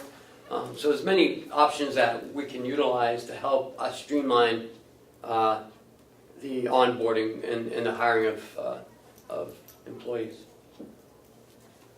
Enhance the new employee orientation session to include a broader description of the employee's role as a county employee, in addition to his or her role within the specific department. So they've begun implementing an improved version of the hiring session by providing more information to new employees in each specific department by the building staff advocate. And that person, again, is right in with them in the orientation process, in the orientation day. Can we back up to 2.7? Yeah. As you know, I'm in favor of everything being electronic. This bit of paper stuff is ridiculous. Yeah. In my opinion. For the report to the delegation, can you elaborate a little bit on that? Sure. Because I would like to see that go into our 2018 budget. Some sort of a paperless system that HR could use. Well, I think after after our next meeting, we might, because they have it as well. So, Okay, but if you just elaborate on Yep, that, so I will. so that if it does come up as a financial question, they have a little more background on it. The county should develop and implement core training courses for all employees. Should also develop required training curriculum for all supervisors. So since I've been here, the required training for all supervisors will be developed and defined with assistance from the county administrator and department heads in 2018. And supervisors are provided core training for the department, which is responsibility of the facility administrator or of said department. All newly appointed supervisors now are sent to the Primex 3-day supervisor training. Those are new ones. Right, newly appointed, that they all, and they've been doing that since I got here. Training requirements for all employees will be outlined in the onboard hiring process and shall become the responsibility of the administrator of individual departments to ensure the completeness and documentation of the training. We have that in the nursing home, right? They have a little computer program they do. Yes, called Relias. Maybe if you could just elaborate a little bit on that. Do they have anything at the House of Corrections? Yes, they also have Relias as well. So if you might add that in there, because I think that's another feather in the cap, so to speak. Okay. The other one is maybe also if you could, is there any ongoing training for supervisors? Or just new supervisors? Howie is, we send all supervisors to the Primex 3-day training, and myself, Bob, Jason have been to the New Hampshire Certified Public Managers Academy. Right. That's a year-long process, and we... Bob just completed that last Yep. year, correct? Yep, and Jason the year before, and me in 2014. We will continue to send a manager every year to that. It's a little expensive, but, it's well worth it. And if we're all trained on the same things, then, we will all be going in the same direction, because we're all trained in the same methods, as opposed to different trainings. Like we go, like everyone's business degree is different because they go to a different university. But what about the department supervisors and department heads? Is there any regular? Well, this is talking about supervisors. So all the supervisors have been to the 3-day supervisor academy. But nothing continuous. Right, but Howie is putting something together for the nursing home supervisors. So we may look at that. And if you want to stop now and come back? You're almost done. Okay. 3 more, then we can. 2.10, the project team recommends that the county continue its employee and supervisor performance evaluation program implementation. However, there are certain refinements that the county should consider during this implementation phase. Since the audit, an evaluation program was introduced and implemented in 2017. I know how everyone feels about that, so. 2.11, develop and implement a standard policy and procedure on hiring practices. Oh, that's the one. We have implemented a hiring policy in 2017. 2.12, Carroll County should implement a formal training policy outlining the annual training requirements for various positions. 2.9, include formal training information to be further developed, ongoing with future date to be reviewed. This is where I can talk about the Relias as well. 2.12, Carroll County should implement a standard and formalized supervisor training program for all supervisors that include a core set of classes and is supplemented annually with topical items. Facility administrators include in their budgets necessary requests for supervisory training. Formalized supervisory training dependent upon requirements of each department can be costly, which in turn depends on the approved budgets in each department. Individual departments may require specific CEUs and other requirements governed by the law. Such trainings are closely monitored by the administrator and training coordinator within that department, and the HR representative when requested or required. So there are no annual. Where there are for Howie needs to be certified, Jason needs to be certified. They need continuous training. Howie's is every 2 years, Jason's is every 1 year. Every year. Jason, how long is that? All's well. It's hours. your 40 hours hours, 40 hours a year require of all staff 40 members per hour. certification. for you too? Yep. Mark, you had a question? Yeah, comment. This is very good. I think this is a good update and that we should approve of forwarding this to the delegation. But I did want to comment on items 2.12 in what is called supervisory training. It's important. It was pointed out in the audit. You made the proper adjustments. I would like us to go maybe a little beyond what they suggest and do a little bit more to improve it. I'd like to see us start thinking about at least not so much supervisory training or department head training, but continuing education for all employees. I think we have to realize the complexity of county government, from the sheriff's office, to the nursing home, to the county attorney, to the register of deeds, requires that our people be up to date on all the things that are happening. And so I'm not saying it has to be a big, expensive, formal thing, but I think we need to raise our awareness that continuing education is a component of every position, not just the supervisors. And so moving forward, I'd like to have that as a future discussion. But as far as this report, I think we should, the three of us should approve forwarding this update to the delegation as they requested. Do you want to do it piecemeal, or do you want to wait until? Whatever you guys I want. had spoken with Chairman McConkey, and I said that we were going to focus first on human resources, and then finance, and then whatever else. But I think it's good to give it to them in piece, because they won't be overwhelmed by all the different things, and they can read this at their leisure. I And think it's this, information that'll help them. this format is more like Oh yeah, this is good. what Representative Cornelli gave me a copy of, which I haven't shared with you yet because that was only Monday. Okay, But, so this is very readable. so, I just want to point out one more thing, that all LNAs, MNAs, nurses, they need 40 hours of, 40 hours a year or 20 hours a year? No, it would be 23. No. Oh, no, More it's, than that? yeah, it's way more than It's that. different for nurses than it is for LNAs. I Okay. was gonna say, 'cause we just. But all correctional officers are 40 as well. Maybe we could get a briefing on all that at some other time, but for the sake of this request from the delegation, I'd like to make a motion that we forward this update, authorize Ken to forward this update to the county delegation.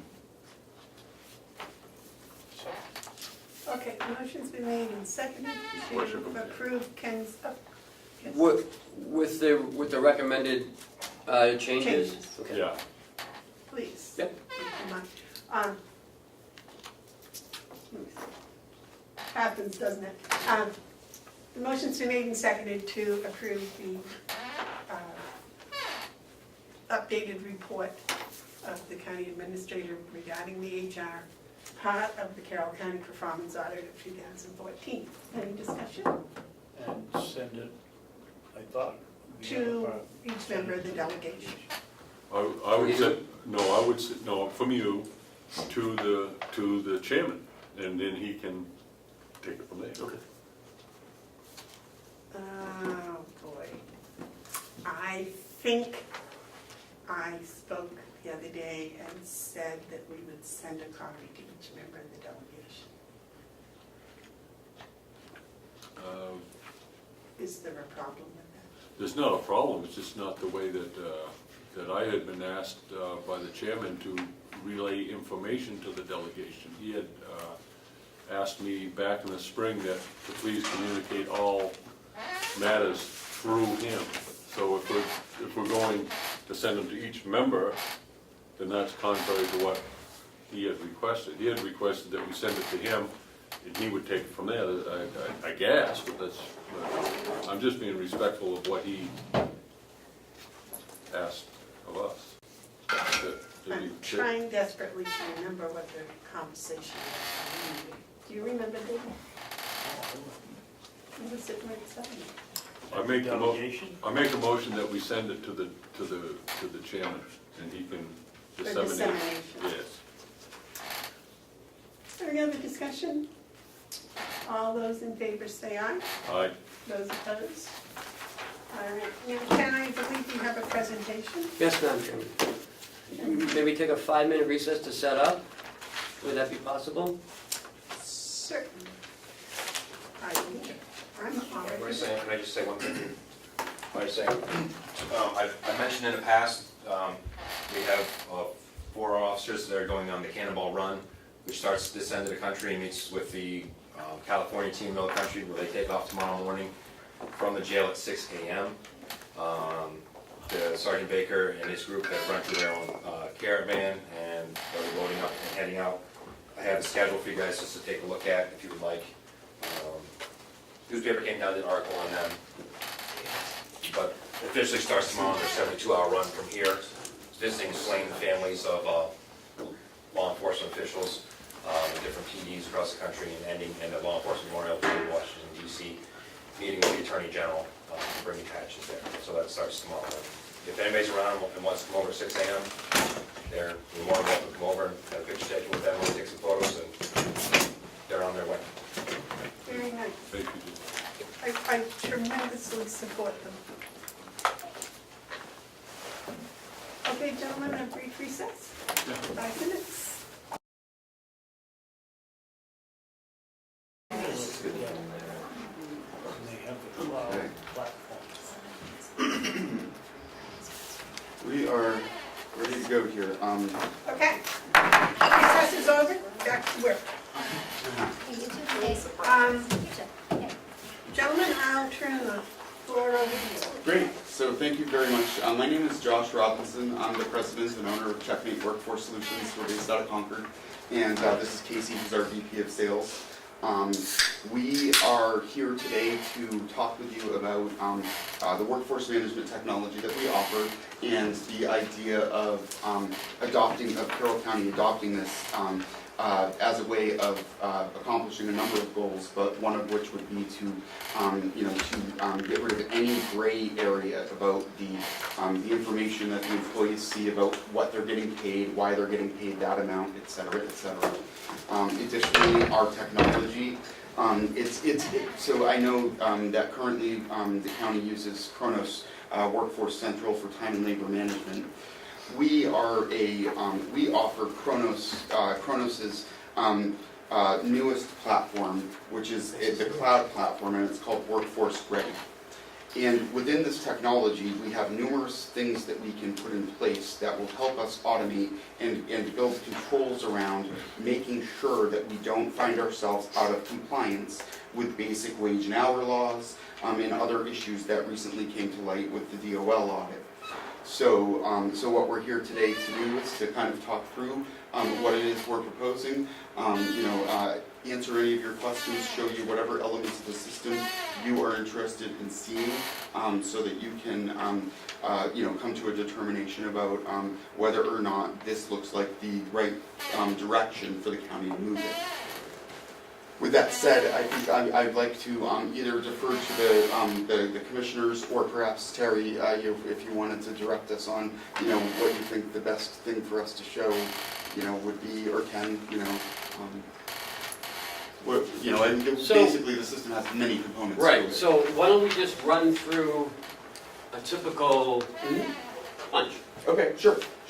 So basically, what we'll do here is I'm going to log into this demo company, I'm going to log into this demo company as an employee, and I'm going to show you, as Ken suggested, I'm going to show you the basic process of punching in and punching out, which works the same in this demo company as it would in your live account, and basically the employee can interact with a timesheet by logging into the system like you see me doing now. They can interact with their timesheet by a clock. You guys have a couple of clocks on the wall around here that we would replace with our devices that the employees could clock in and out from. And there's also a mobile app that the employees could interact with. So it's really just a matter of determining, which method is going to be right for which group of employees. And while I'm at it, I think it's relevant to mention right now that our system here is one that that we already work with a number of municipalities with our system, and you know, we've got the town of Allenstown among others that use our time and labor management technology and coupled with the payroll system, and are currently experiencing, you know, some of what I'm talking about as far as the controls that we can put in place here that will help us. Mr. Robinson, Yes. if you could slow down a little bit.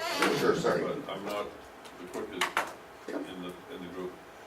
When an employee logs on, do they do that with a password? Yes, So that's all protected, no one can Mhm. mess with it, okay. exactly. You gotta It's go- very highly secure. You gotta take me includes- slow, because I'm. No, that's okay, thank you. So as far as login and data security go, this is a highly secure system. I say the cloud, this is the Kronos cloud. This is not the you know, Yahoo Mail or any of those, you know, less secure type systems. Our system actually enforces or requires what we call multi-factor authentication, which does, you know, some of our clients, you know, and their employees sometimes complain about it. But my philosophy of the matter is that if you want to, you know, have a conversation during which you are giving me a hard time about overprotecting data, I'm happy to have that conversation, because, you know, better that than, you know, being like an Equifax here. Good for you. Yeah. Excuse me, it seemed to me that you had to go 6 steps to log in, is that correct? It's because I'm coming in so yes, thank you for the question. So basically, I'm coming into this demo company from our admin environment. Now, typically speaking, your employees would log in directly to your account. So it would be one step. Okay.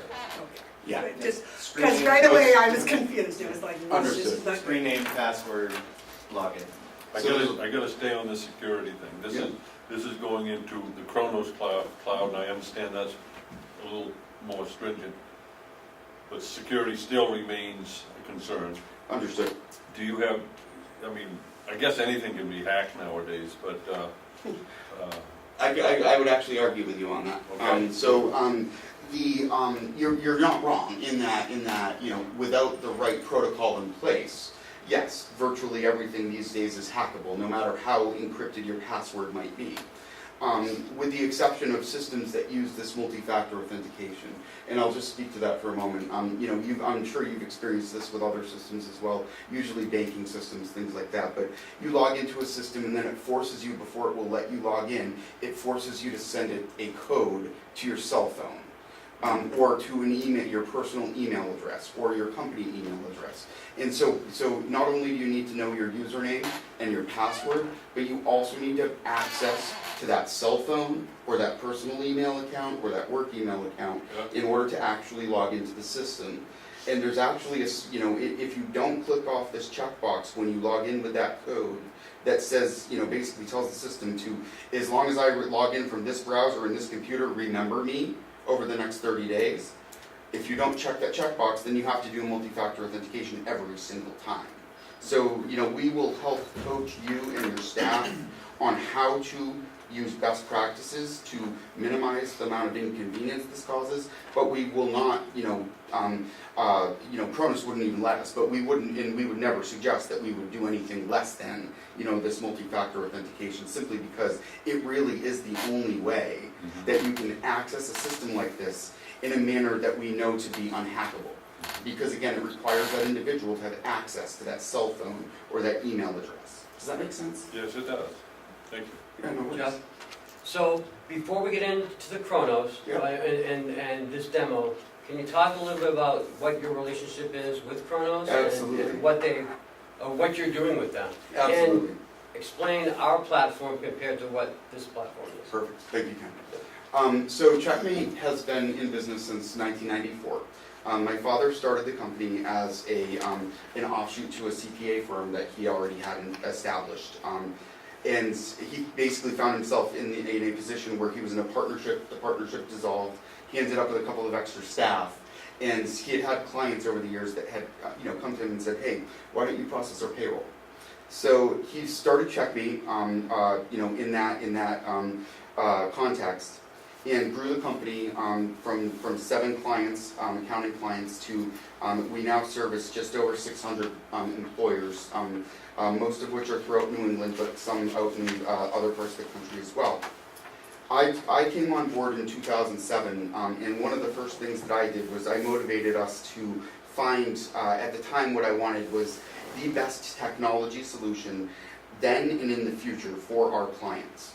This was back before they called it the cloud, but we ended up teaming up with this company called SaaSHR.com, SaaS as in software as a service, HR.com. And SaaSHR was eventually acquired by Kronos 4 years ago, and Kronos adopted their platform as what they call Kronos Workforce Ready. So technically we are now a reseller of the Kronos Workforce Ready platform, but we have been using the platform longer than Kronos themselves have been using it.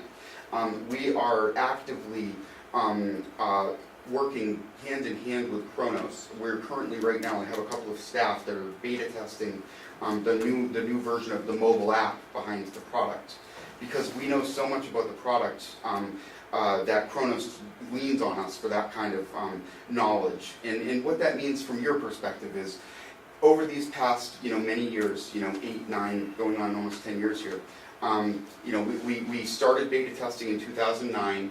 We came out of beta testing in August of 2010, and since then we've been going full speed ahead, bringing all of our accounts onto this system. We have configured the system for hundreds of different types of organizations in hundreds of different types of configurations. Basically, we go through this process where we sit down and we have a very intensive needs analysis where we talk through, how do you need the punches to be rounded? How do you want to handle when an employee clocks out at lunch and clocks in less than 20 minutes later, given that the rules around unpaid lunch breaks require a 30-minute span, between your punch out and punch in. Things like that. So we come to the table with extensive experience in configuring the system to help our clients in the manner in which they need that help, so that we can know they're making the best use of this technology, and that they don't feel adrift at sea because they're dealing with some corporate bureaucracy. We deal with Kronos. You work with us, we deal with Kronos. In that relationship between Checkmate and Kronos, we pay them, north of $30,000 a month for software license fees for all of our clients, which gives us clout. That gives us the ability to effectively work with Kronos in a manner that many of their direct clients never experience. So to speak to what Ken mentioned on the technology that you currently use, you're currently using what they call Workforce Central. And Workforce Central requires significant network configuration on your side, and it requires significant technical support that you often have real challenges with, because you've got Kronos engineers that are remotely trying to support the product. I don't know if you've ever been able to get a Kronos person on site here. It would blow my mind if you did. We can't get them on the phone. Exactly, that's what I'm saying. So, I would say the one aspect of Kronos that I have seen in our history of working with them that I would say is the one instance of less than desirable customer service is the manner in which they're continuing to support what they now consider to be their legacy system, which is Workforce Central, which is one of the reasons why you've dealt with these difficulties, because Kronos is dedicating their resources to Workforce Ready, and they're pulling resources off of Workforce Central, which means that everybody that's still involved with Workforce Central, they're doing, they're having to do more and more with less and less resources, which inevitably, is the pain that you feel on your side when you can't get, basic support. And so the Kronos experience that you have had on Workforce Central is the polar opposite of what you will experience with our solution, even though it's also produced by Kronos. But the biggest factor here, the biggest difference of it all, is that you have Checkmate that is your go-to. You have a dedicated account manager at Checkmate, and through that you have my contact info. You can call me on my cell phone if you ever had a need to escalate something because you weren't getting the proper level of service. It gives you more ability to affect change sooner than you would if we were a bigger corporation. So if we go, I'm sorry, Mark. if we go forward with this, then you're not gonna be upset if any one of our people call you in the middle of the night? and- No. If we're authorized to talk with them, then they're, Okay. they're more than willing. So, one of So the- we will never talk to Kronos again. You Right, will. you would never, we would never allow it.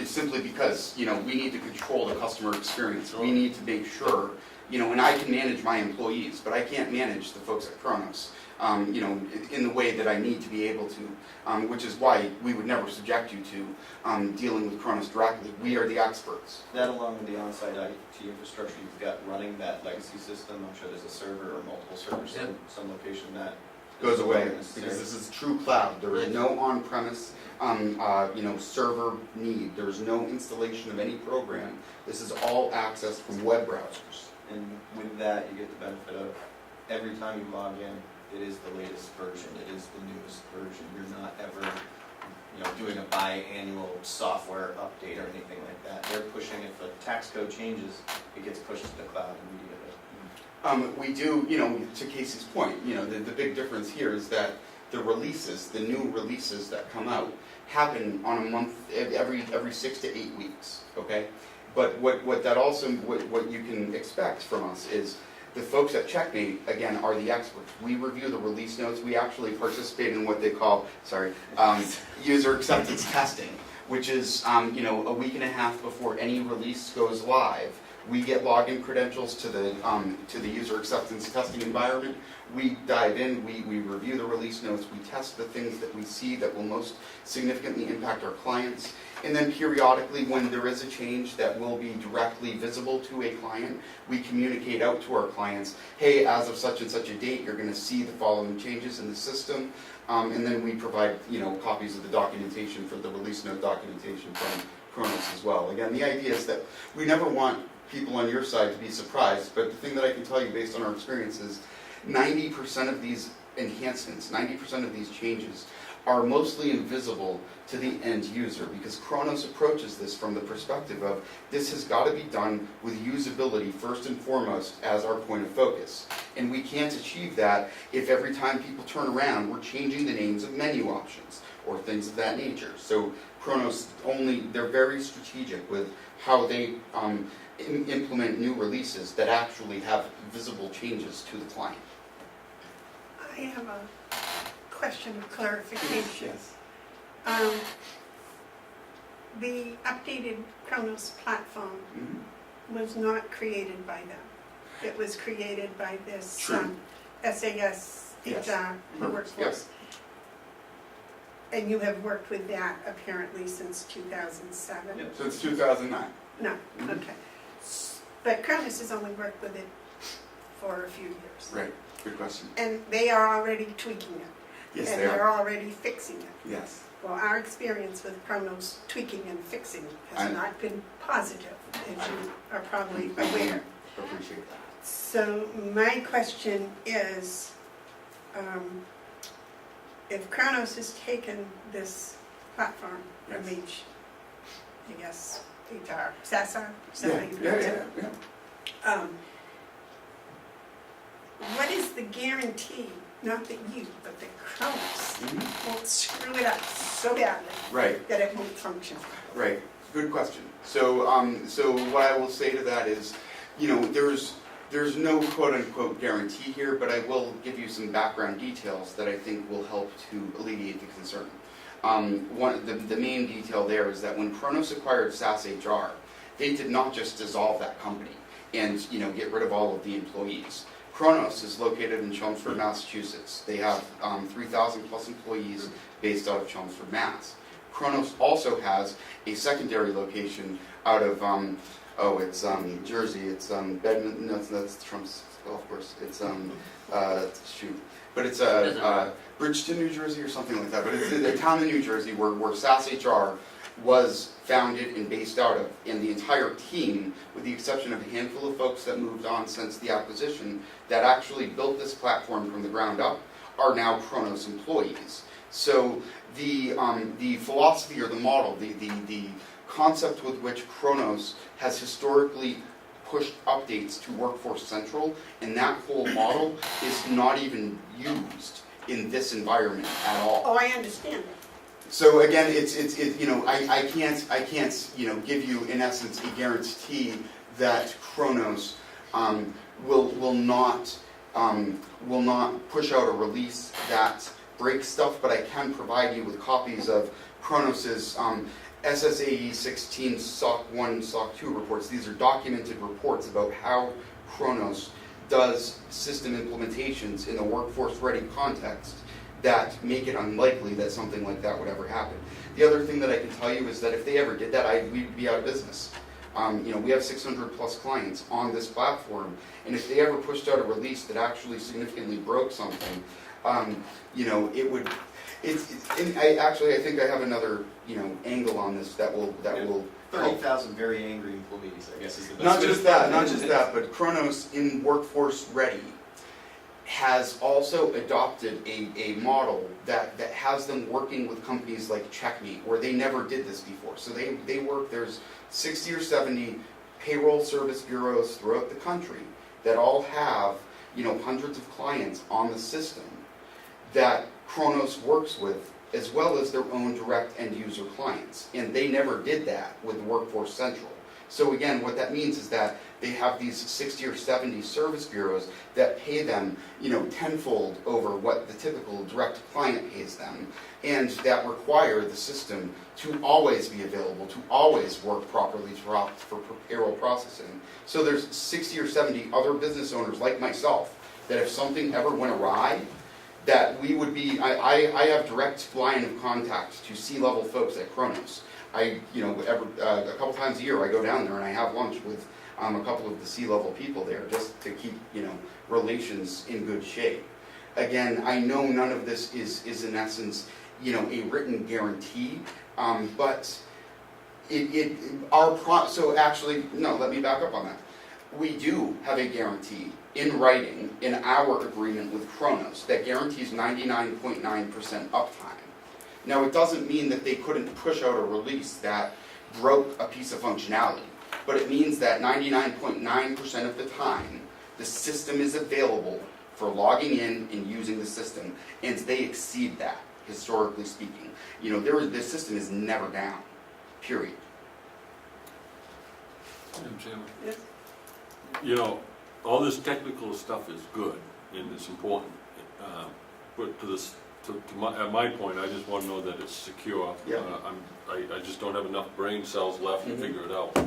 What I do want to know though, and I like to, you know, these people who are doing it for us, they're in effect, as far as I'm concerned, they're Kronos. Yeah. You know, and they're burned out because it's such a bad thing. Yes. So I'd like to hear if this is something that's going to relieve the problems that you are all having, you know, and how so? You know, how, from your perspective, does this work for you, or will this work for you? Well, I think we should ask Terry that, because she's worked with the system. Well, I also, you know, I know we got people staying late at night, Yep. and then it still can't be done right because people aren't satisfied. So whoever, I just want to know if this is going to. What'd you start, Terry? So I have worked for 3 years with this version of Checkmate, and I worked at a company that had 850 employees and at one time, and I can tell you that we did not spend time on the phone with Kronos, that we did not have pay rates, rules, and guidelines drop off, that we did not write manual checks more than maybe occasionally once every month or so, but that was our error. That was not due to the system errors. We never wrote a manual check because of system errors. No one ever did not get paid their correct pay rate because of Did the you system have shift error. differentials and We different had- categories and all this stuff that you have to deal with over here? Yes, we had dual rates for people in different departments. Yeah. It was easy to track where they worked and when they worked and how much they were paid. The system did it for you. You were only accountable in your department for that amount of labor that was being tracked to your department. Some of the things, just to touch real quick on, it does resolve a lot of compliance issues that we're still struggling with to stay on top of and spending hours and hours to stay on top of it. That tracking goes away for us because it's all done in the system and done accurately. The transparency of what our employees are being paid, how, when, and how much is phenomenal. If you look at the pay stubs that I provided you to take a look at, I don't know if you've actually seen pay stubs that we get now currently, but it does not break down what you're making, how many hours of differential, how much you're being paid for that differential that week. Some other things that, as far as transparency goes, it is one system, and right now we're using two. We're using Kronos, and we're counting on that information in Kronos to pull over correctly through our server for just to work in the ACS system. It's not happening. They don't play well together, and it doesn't work. And we see that by the number of hours that we have to do after payroll is done to find and make corrections. Where are we with this- running in those extra hours after it's all done, the correction? Do we know how typical week, how many extra hours that? Okay, Jess? On the actual payroll week, it could be 5 or 6 extra hours, just beyond a normal work week, to make sure that we have reviewed everything thoroughly as possible, because the reliability of the information coming through is not optimal, and it just makes the whole process inefficient. 6 man hours But that's a week, after. the fact. Right. That doesn't Correct. talk about the elimination of the prep time that we have to put into the system before it even gets to the point where Jess can pull it out. Okay, so how much time is on that then? We get 6 Between the there? number of people that do it, I'd say 20, maybe? That are going into Comeau. So, oh, yeah, Oh, yeah, there's that's probably not- every supervisor that has to do approvals, or, Does that go away with this? Yes. Okay, how many hours did you say? Oh, gosh, what's between all of us? I mean, I'm just thinking nursing home, I'm saying 25 in a nursing home, I can't speak for what Patrick does. And I spend 45 minutes to an hour a day. 8 hours a week, 7 hours a week or so? And what about you, Jess? well, I work at it differently than what supervisor is using it for, but I would say that I put at least 5 or 6 extra hours in a week. Kathy? I couldn't give you time, but I'll tell you that when it ends up in my lap is when I have to fix the stuff that came through. With all these efforts, it still comes through incorrectly sometimes. Well, it's getting a little bit better, but that's when I have to go in and fix all of that stuff. So throw a number out that you think is safe, if be conservative. How many hours a week? Or pay period? Well, I look at more as for the month, because that's when I Okay, have to go for back the and month. fix all that stuff. It's several hours, 10? probably easily, All right, so 10 a month? yep. That's what we're gonna call that 3 a week. That's 47 hours just in this quick little thing. That's 50 man hours a pay period. That's a lot of money. That's a lot of inefficiency, a lot of frustration, a lot of angry people because it's probably still not the way you want it. So if $25 an hour at 50 hours a pay period is 12,500. A lot of money, okay. Now you got my attention. so if you continue to look down the paycheck that I gave you, you see how clearly it breaks out the hours that they work, their holiday time. The other benefit that this is going to have is right now we have 2 systems that have conflicting information in them as far as our staff's accruals, their vacation, their sick, and their holiday, it doesn't even show. So what this will show for them is one system, there's one system to input the file. That is the same file that Jess looks at when she's doing the payroll. It's the same file that we look at as managers and supervisors. Everything is the same. There's not duplicate information. Right now Jess has to duplicate every new hire we do. She has to duplicate the efforts that we did and add more information in her system. So that's, again, hours of wasted time and work. The deductions is another one that is very clear, and it's all bound in one place for them to see. One of the biggest things I think is a benefit for us as a county is, if you look down at the bottom on the left-hand side, you see company paid benefits. What that is doing is that is showing the employees what the county of Carroll is paying for their benefits. This is our portion. So it adds value to them to see that, you know, this is how much we pay towards their benefits. And then on the other side, you'll see what they pay. It, you know, it shows the deductions above what they pay. But I think it's also very, very good to allow the employee to see what it cost us to have them as an employee. I think that's an added benefit on the pay stub for us. And then this is a good opportunity for you, you know, in that context to, you know, not only get the point across to the staff, hey, we've changed our ways, here's more transparency, so you can see 100% transparency on what you're getting paid and why.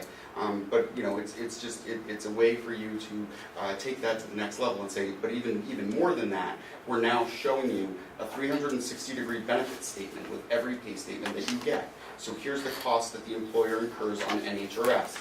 Here's the cost the employer incurs on health, dental, vision, whatever other benefits you offer, anything that you can put a dollar value to, we can display on the pay statement so the employee can see that that's a cost the employer incurs to have them on staff.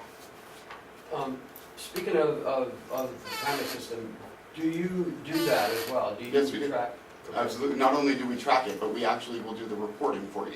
So we, I'm right now, so we have a method we've been using for years. We invented back probably 12, 13 years ago for our municipal clients a process that we use to upload the monthly retirement reporting to NHRS on their behalf.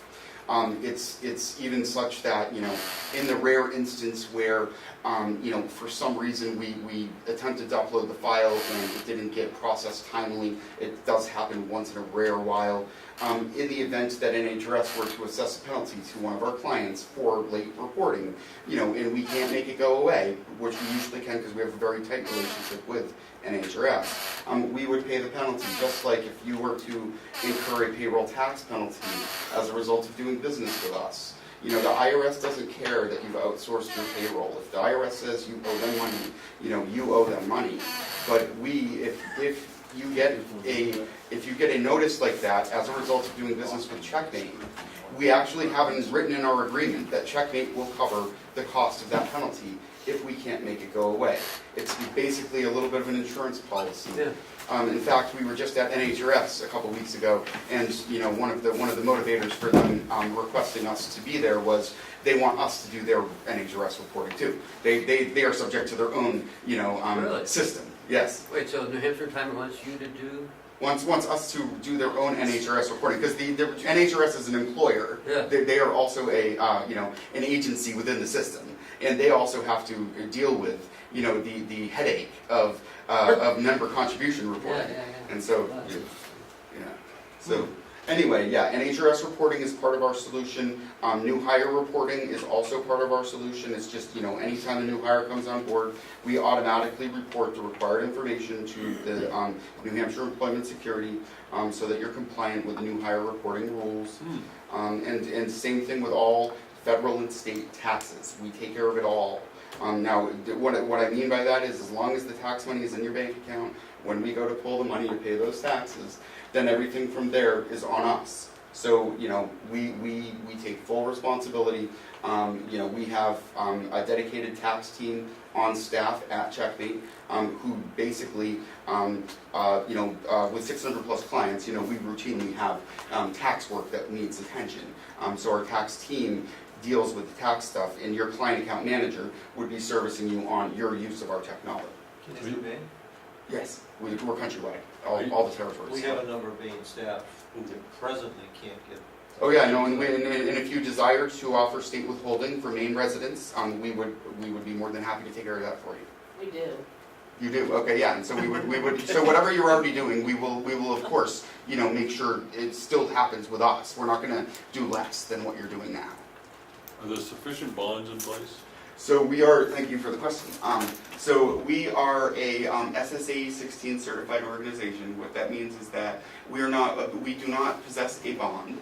We have very high limits of professional liability insurance that would kick in the event that, say, we ended up needing to say that there was a big issue with direct deposit or something, which has never happened, but or say that there was an issue with a tax, and there was a big penalty around it, and we couldn't get the IRS to abate the penalty, and we had to lean on our professional liability insurance to cover the cost.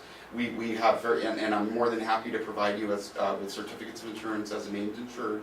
That would, again, if there was ever any cancellation of our policy or anything of that nature, you would be notified. But we are not a bonded company.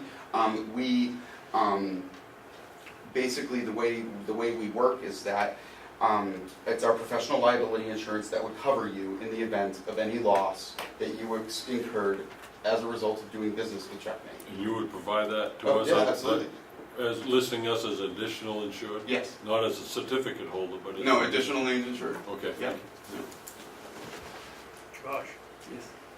how does that work with 2-week pay period? Do you give us an estimate and we transfer the funds 3 days before the Good payday, or do we give you access So to check writing privileges to our bank account, or what do you do? I'm going to pull up one particular report here to speak to this in context, so that I can explain thoroughly, how the money flow works. In the report here that we're going to look at is what's called the payroll recap and funding report. So this payroll recap and funding report, which I'm just going to put into a PDF so we can see it better, basically is a one-pager that shows you all of your totals for the payroll. So the idea here is that, let's say, is your payday Thursday? No, Yeah, Friday? Okay. So let's just say today is payroll, or this week is payroll week. Can you make it bigger, John? Yeah, that's okay. Let's just say Thursday is, or Friday is payday, and today is Monday. Okay. When does your pay period end? On Sunday? Saturday. Okay, perfect. So between Saturday and Monday, all of the managers go through the process of reviewing and approving the submitted timesheets. By the time Monday morning comes around, timesheets have been approved, and we're ready for payroll processing. This is the end result of payroll processing for the biweekly payroll. So on Monday, you review all the details approved by all the managers, and then you do whatever manual entry you need to into the system, adding some new hires, maybe making some pay rate changes, things of that nature. You then, within the payroll system, generate this report, and I'm going to just walk you through this and talk about how the money flow works. So in this report on Monday with Friday payday, you see, starting at the top, the pay date in question. You see the number of individuals on staff as active people, which is this number of employees field. You see your number of individuals paid in this payroll, so you can always see, what's the difference between the number of actives and number of paid. Did we forget anyone? That can sometimes help you clue into that. And then what you see under employee payments is a breakdown of your live checks summed up in a total, and your direct deposits summed up in a total. And what this ultimately shows you once the payroll is finalized is it shows you two line items. You see your remaining bank account liability, and then when this payroll is finalized, you would see a second item here that says Checkmate Payroll Services Debit. And that would indicate to you the direct deposit amount of $46.78.41 as a separate line item, and that shows you that's the amount of money Checkmate is going to pull from our bank account 2 days prior to payday. And the live checks, that's the amount of money that needs to be in our bank account on payday or after, in order for those live checks to clear the bank. On the taxes, you have a sum total for this biweekly payroll of all of your tax liabilities, tax by tax, and then added up as one line item. And then this is the amount of money that comes out of your bank account for taxes 1 day prior to payday. So direct deposit money comes out 2 days prior, tax money comes out 1 day prior, and then down below, between vendor liabilities and total, you would see Checkmate Payroll Services debit, or Checkmate's invoice rather, for the total amount that Checkmate is charging for that payroll, as an additional item that would come out of your bank account on payday. So the idea here is that we don't care to take funds out of your bank account, further in advance than we need to.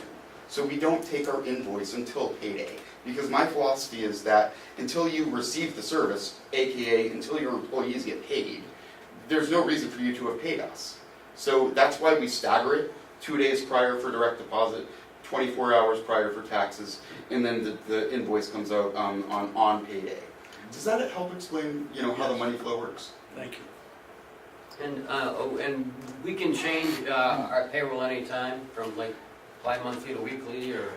So there's best practices that need to be considered there, in that, there is a time frame within which, you're going to want to give people a heads up before you make a change like that. But yes, as far as our service goes, there's no additional cost to working with Checkmate if you process your payroll weekly or if you process your payroll bi-weekly. Our fee structure is all based around per employee per month. The idea there is simplicity. I see our competitors' invoices, and it's enough to make your eyes water. And we don't want that kind of relationship with our clients. We want lifetime relationships here, and the best way to make that happen is to make it so that you guys know always how much you're going to get charged and when you're going to get charged. And so we've deviated from the industry standard on charging you per paycheck, and make that per employee per month instead. So if you decide to go weekly, you're not going to pay us any more than you would bi-weekly. Now, can say one department need to be bi-weekly and the rest be weekly? Can that be done? Yes, Because like yes, it can. we've talked about, for the jail purposes, for law enforcement purposes, for overtime, we have to pay bi-weekly, otherwise we'd be incurring 5 hours significant per cost. 5 hours per employee of overtime every pay period. So we can have, multiple pay frequencies within the single account. We have clients that have, within one account, a weekly payroll, a bi-weekly payroll, a monthly payroll. We can even make it so that when the pay dates coincide, that they all come into one payroll, if that's desirable, or we can keep them separate. So it's really, highly configurable according to exactly how you want it to work. Just a little sidebar, and it's not for this discussion, but I would like, Ken, at some point, a discussion on moving to weekly. I think some of the people that work for us are paid such a meager amount that it would be helpful to them if they get checked every week instead of having to wait till. And it's received as a benefit. Well, I think it would be a big help to them, It's just our department. Yeah, I understand, but, if one size don't fit all, at least let's make the size we want to fit the ones that need it. And then when the time comes, one of the things that we would be there to help with is, strategizing, okay, we're going to switch for this group of people, we're going to move them from weekly or from bi-weekly to weekly. Okay, how do we strategize around that? How do we make sure people don't get double paid when we make that transition? We would help you guys in that transition, or at least give you our 2 cents about, how we've seen other clients do this sort of thing. It's just a side thing, but I would like to begin the discussion. At the end of the year, some of our departments have a separate check due to health or whatever.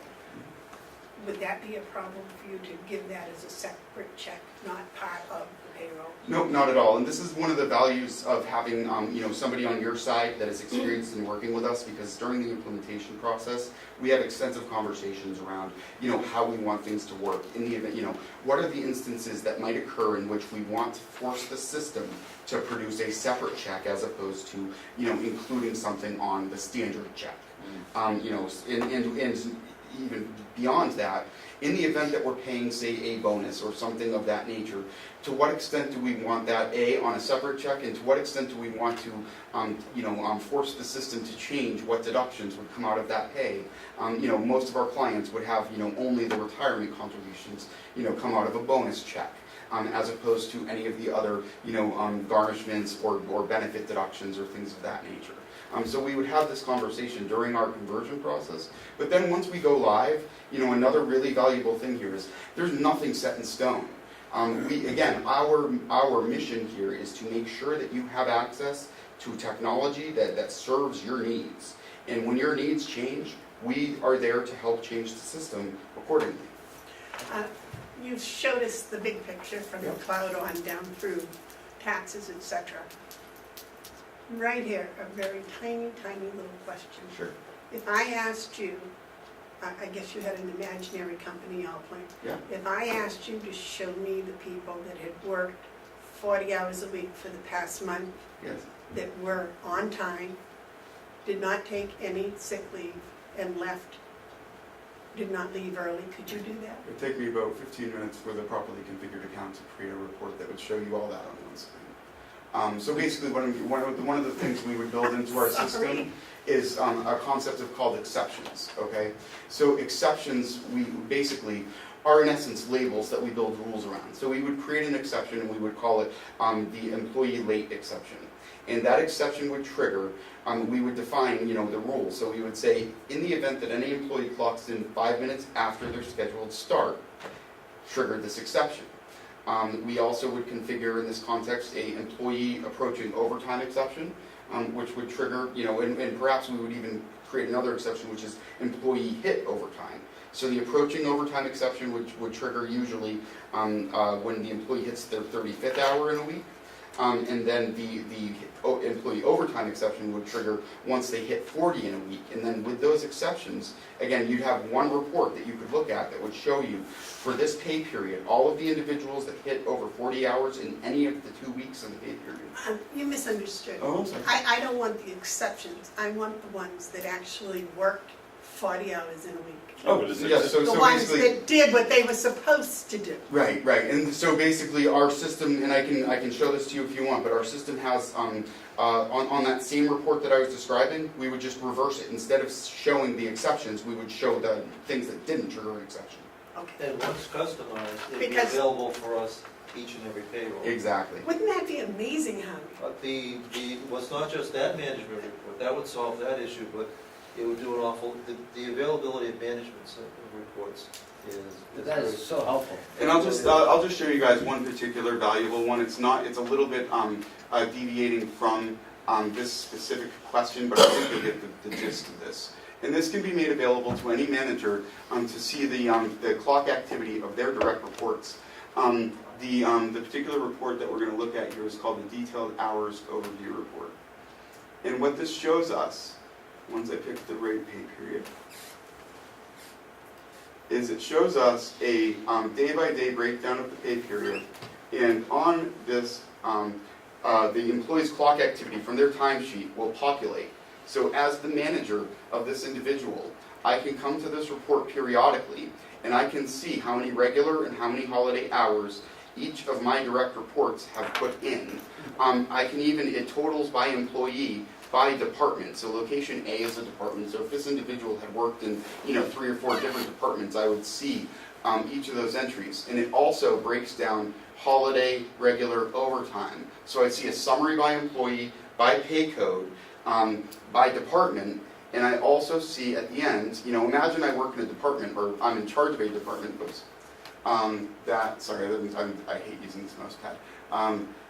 Imagine I work in a department, or I supervise a department where almost everybody always works 40 hours, and I have 10 direct reports. I could just scroll to the bottom of this report and see 400 regular hours and no overtime, and know that I can approve all of these timesheets. So again, different users can make use of different screens in the system according to their particular scenario. But let's just imagine even, another scenario. Let's say I'm the manager of Josh Bronson, and I come into this report and I see Josh Bronson has a clock out of 4:55, but I know I saw Josh at 5:15 that day. I could come in here, just click, now I'm on his timesheet. I can make an edit on his timesheet. Now, as one of the things that we would control here as we roll this out for you, given the DOL issues that you've had, is we would make absolutely certain that whomever is going to play this role knows exactly what they need to do in order to stay compliant. But basically what I'm suggesting is that the other thing to keep in mind here is the DOL would never have an issue with a manager giving an employee more time. Yes. So the manager comes in and changes this to 5:15 simply because he knows that Josh actually clocked out at 5:15, regardless of what the timesheet said. Manager might even add a note saying, Josh clocked out at 4:45, but was working until 5:15. I can save my note. I can save my timesheet. The system will record the fact that this was edited by a manager, and then in the event that I actually, yeah, there it is. Thank you, Terry. You're welcome. In the event that I actually did make a change here that reduced the employee's time, I can print off this report. It's got signature lines for the supervisor and the employee. The next time we see our employee, we get their signature on this report, file it away or scan it in and attach it to the record here. And that would be my preference, is scan it into the system with a signature, get rid of the paper, the piece of paper, and now attach it to the employee record. And you always have a record of the employee's initials on the manager's edit to the timesheet. Now, when you brought up that employee's record, would those be flagged?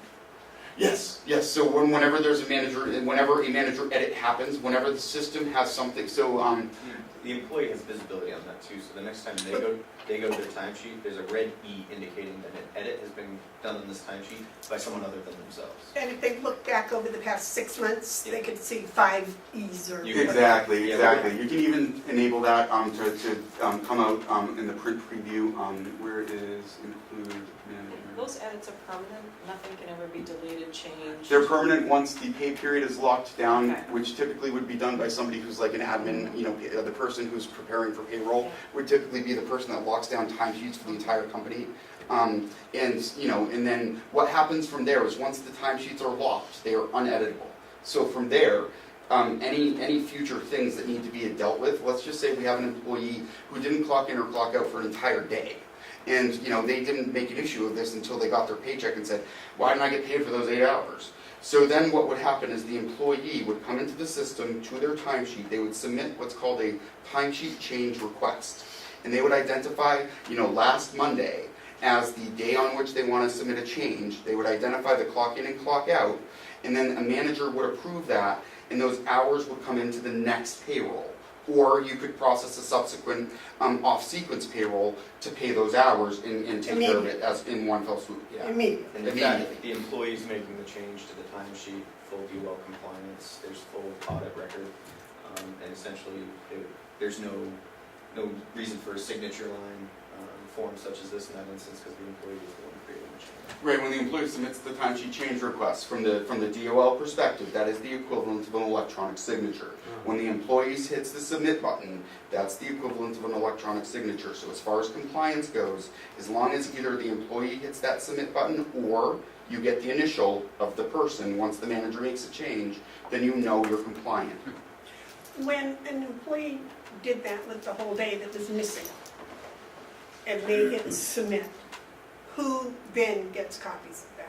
So that would be whomever we decide needs to receive those Would notifications. automatically get Yes, so it would create automated email notifications to designated individuals within the organization. So we could even make one of you guys, on the receiving end of that email, or, okay. But all I'm saying is theoretically we could. I don't want all Right? this. No, I know. But again, it just means that the appropriate people, even if you have somebody 2 levels above that supervisor, Right. that person could still receive the notifications to know that there's potentially a training situation or maybe a disciplinary issue going on that needs attention. There's dozens and dozens and dozens of different events that can happen within the system that we can automate email notifications around. And timesheet change requests is one, time off requests another.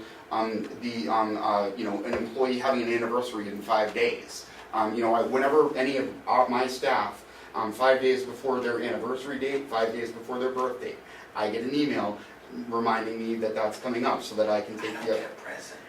Casey, you get commission. Anyway.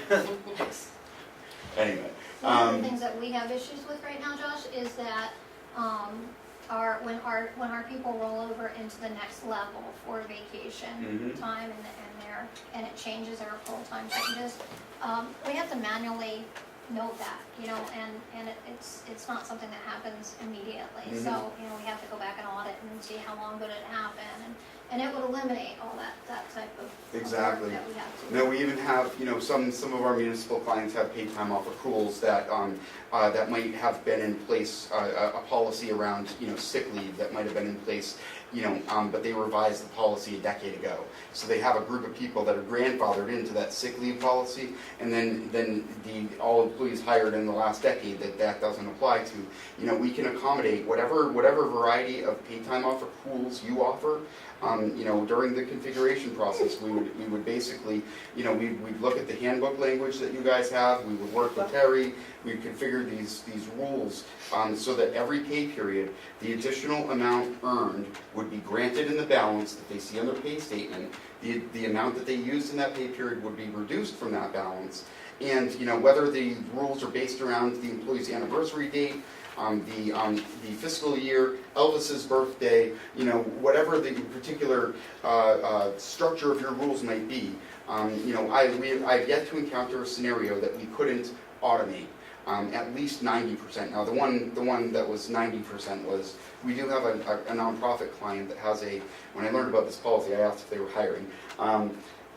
Their policy is for every 4 years of work that a person puts in, they get a month of sabbatical time. And they wanted to accrue that time over the duration of the 4 years. We were able to accommodate 90% of that need. There was a little bit of a manual thing they were left needing to do. But the idea is that, if we can do this, then there's not much that we can't do. Now, probably this is a silly question. For all of these wonderful additions that you can do, Yes. do they come under the same umbrella of the original cost? Or We do have they not change? spoken about anything that has additional costs beyond what was included in the proposal. So what that means is that we've got a per employee per month for payroll, we have a per employee per month for time and labor management. There's a couple of additional things, for payroll-based journal reporting, for the nursing home, that's another per employee per month cost. It's all in the proposal, but everything we've talked about today is all included in those numbers. The paid time off accruals, payroll processing, taxes, new hire reporting. It's not us, right? So all of this, we have yet to start having conversations around things that we did not encompass in that proposal. So you do the PB&J tracking ACA. So what we do is our system has the capacity basically, and we would during the time and labor configuration process, we would have a special focus on for the nursing home, the PBJ things, which individuals should be assigned to which of the CMS categories, for the type of labor that they perform. But then what would happen is you would generate out of our system an XML file that is fully tested and ready to upload, and then you could upload that to CMS on a monthly basis, on a quarterly basis. All you need to do is enter in your number of beds for each of the 3 categories, then you produce the report, upload to CMS, and you're done. So that is what payroll-based journal reporting encompasses, which is in the proposal. Josh, can you add the other ancillary people, the services in the PBJ reporting? The doctors, the agency, and all those other things? Yeah, in many cases that you need to. And again, they need to get, but do we actually put them in checkmate? Is that? yeah, Okay, yeah, all right. exactly. The one exception could potentially be, depending on how you're doing it, the 1099s that you might be paying. There's in some cases you want to report the 1099s to CMS. In the cases of the clients that currently use this product, they do have the 1099s being reported to CMS. But there may also be a scenario in which you might pay a 1099, within the nursing home where they wouldn't be. And again, it's simply a matter of assigning the right designation to that individual that would determine whether or not they're included in the CMS reporting. And that's a simple training thing for someone like Howie or his team, to know that detail about it. And in a similar manner, one of the other things that for NHRS purposes, we would have custom fields in your account for the employee or political subdivision. So we would have, the EPS, FPS, PPS, designated at the employee level, and we would train you guys on, whenever we add a new hire, this is a very, very important field for NHRS reporting purposes. Very important field, I just want to put Right, it right. It's a very important field. So again, likewise, we would also educate the folks that need that knowledge on, this is a very important field for CMS PBJ reporting.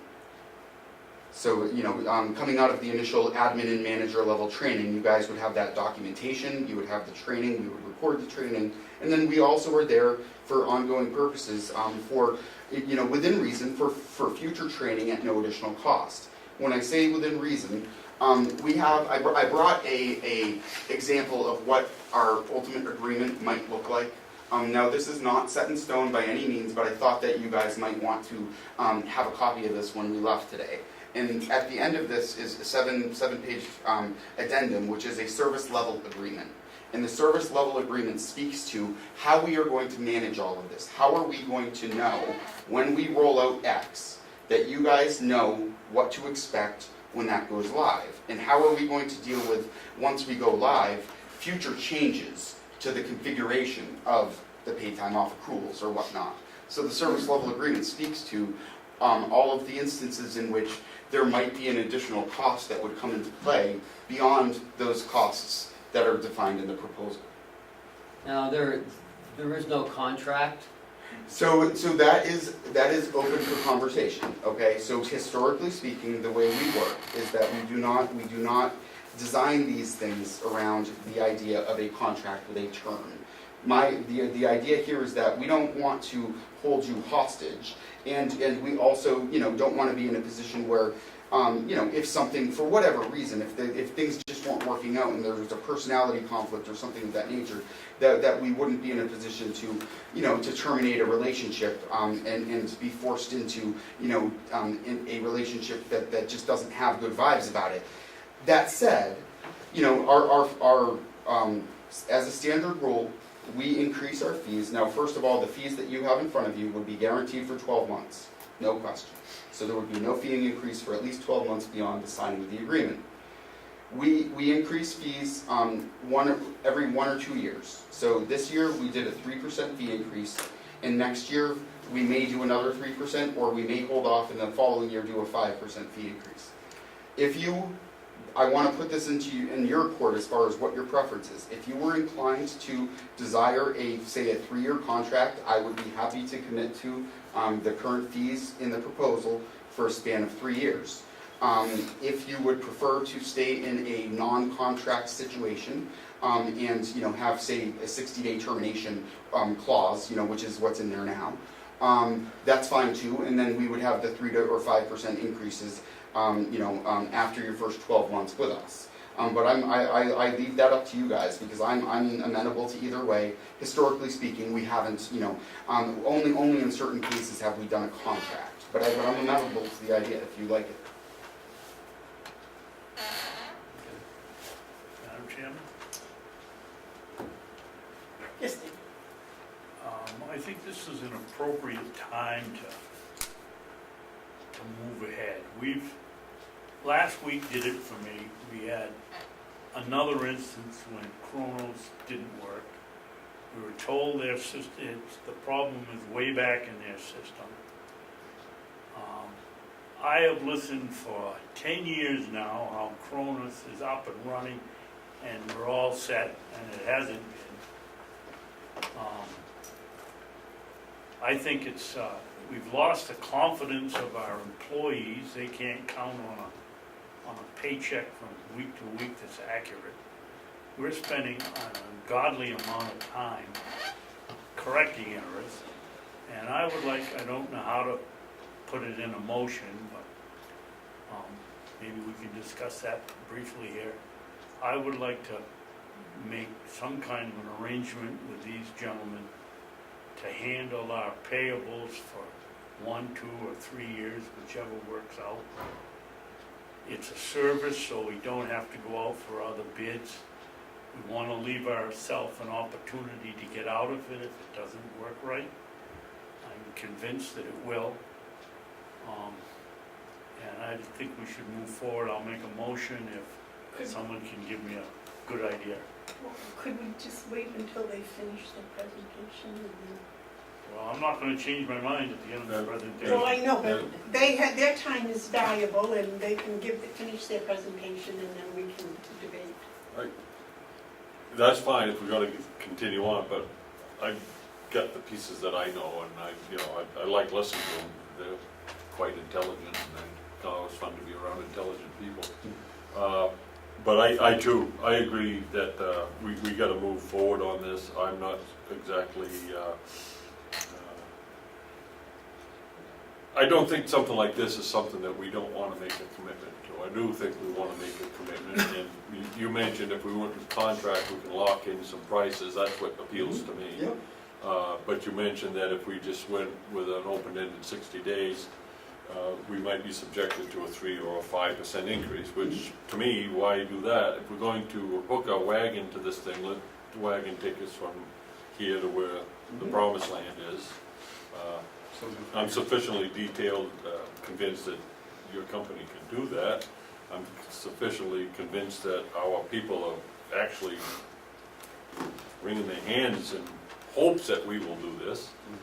I can't think of a single reason why we shouldn't do this from all that I understand of it. And so I guess if you'd like, I'd make a stab at a motion, David. I don't want to do it wrong, but I think just... Well, throwing out, we can discuss the motion. All right, I'll make a motion that we authorize the county administrator to present to us at our next meeting a proposal, either a letter of commitment or a contract, whatever he thinks is in the best interest, so that we can vote on a formal procedure for next week. Something, I guess I'd make it that way, because I don't know exactly if we want to go contract or... Well, that's what I'm saying. Yeah. So I guess, I don't even know if we need a motion as much as we need a directive. I don't know, what do you want, Ken? You want a motion? You know what the motion would be if you want it? Maybe we don't need one, just come back next week Okay. with a proposal from these gentlemen, that we can say yes or no, or Okay. make a couple of additions or subtractions. I guess I We would gotta like, do something. I guess I'd like to do it not so much in a motion, but a resolution, that we're resolved to,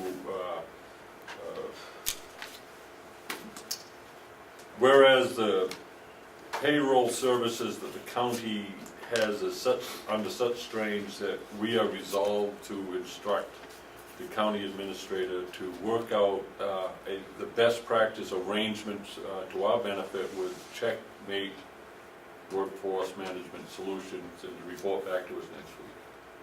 Kind of wordy, but I think it says it. You think better without your shoes? Cleans the air. I think that's perfect, and I think we ought to move ahead where this pay situation it just can't go on. And that'll give you guys a week to... Yeah, no, Well, we'll get good language. I'll leave you a copy of the agreement that I put together so far, but we'll get a revised draft. We'll make it into a 3-year contract. I'll get you revised language by Friday.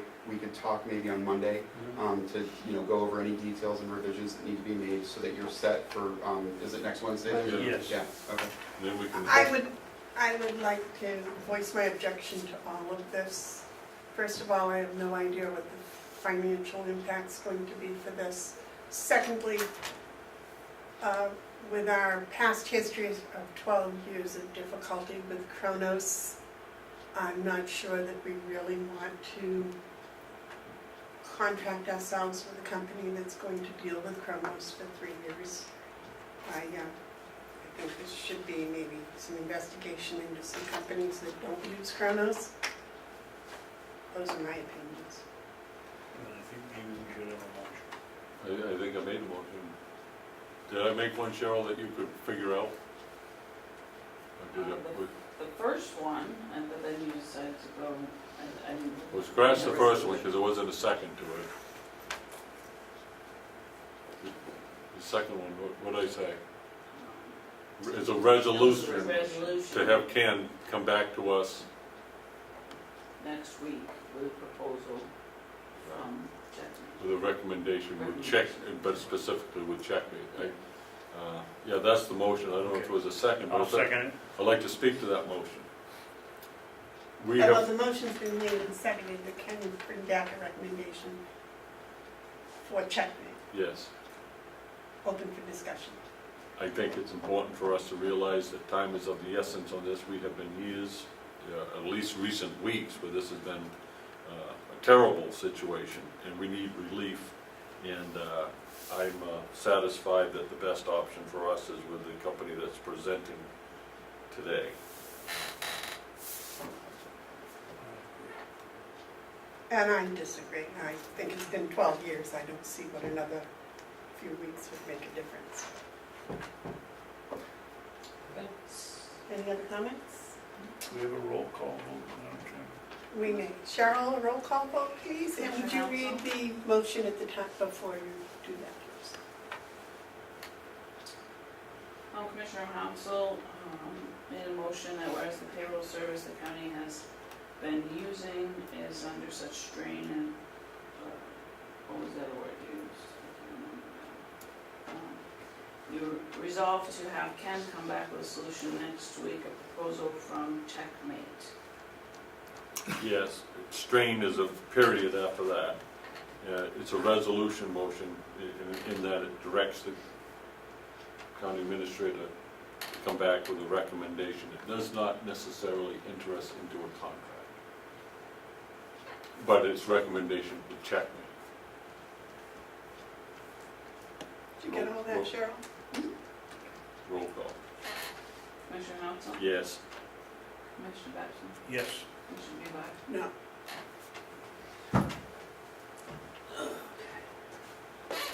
Thank you. Thanks, guys. Thanks for your time this morning. Thank you. Appreciate your help. Don't take my HP, am I? No, don't worry.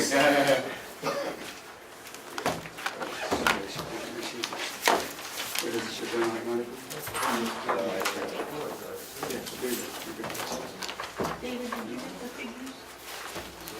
You got the figures from them?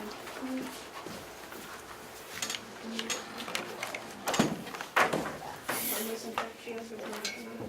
Did you have them?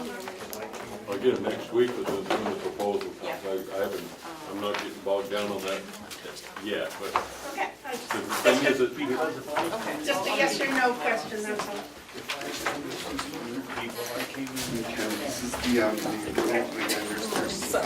meeting. And there is a little bit of language in the service level agreement. I'm going to modify around to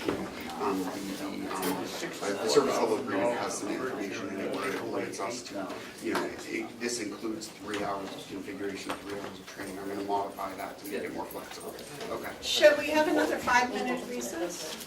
Probably should. Okay, it's a 5-minute recess, gentlemen.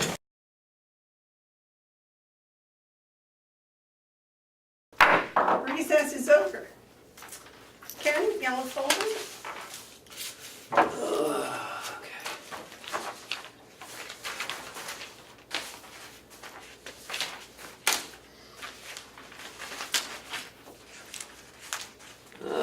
Hales location tax collector report for September.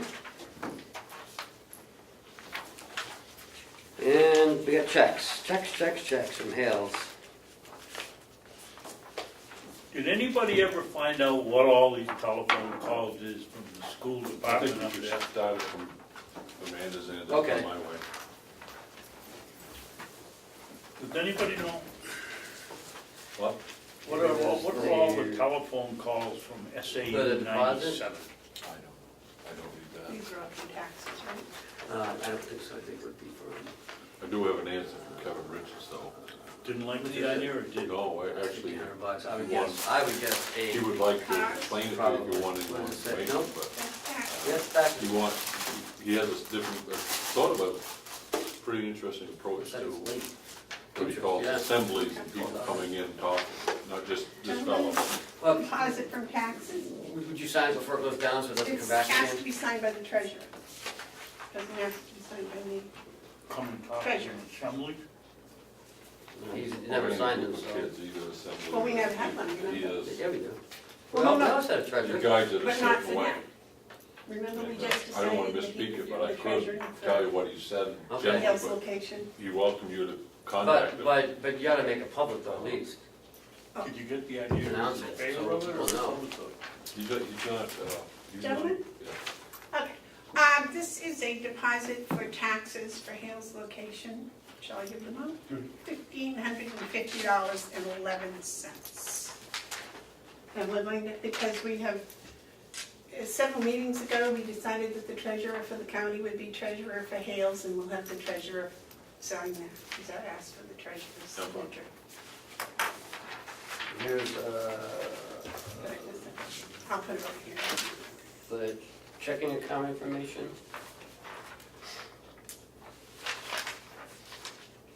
Do they, We'll does go she through that. reconcile this? I have no idea. That'll be up to the treasurer to figure out, I guess.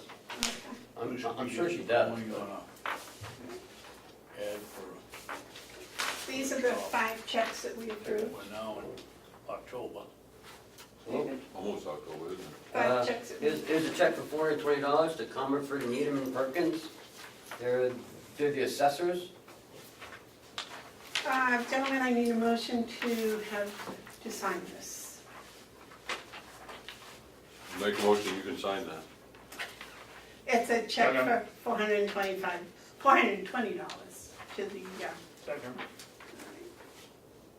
To who? Comerford, Niter, and Perkins. It's the auditors, I believe. No, it's the The assessors. assessors. Assessors.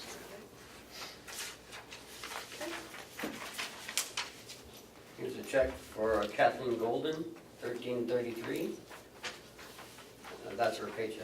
Make a motion, we pay, Why is it 1333 this time, and I believe on the back it's at 1400 there, isn't it? 1333. Oh, it is, okay. Is that a second, David? Second. All those in favor? Aye. Here's another check for Kathleen Golden for $59.99. She purchased some software backup for the software. Under what authorization did you make that purchase? I don't know. Okay.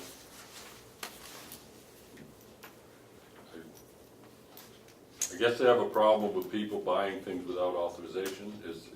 Explain to me, does she have a line item on this? How She does has a it- budget. She can spend the budget.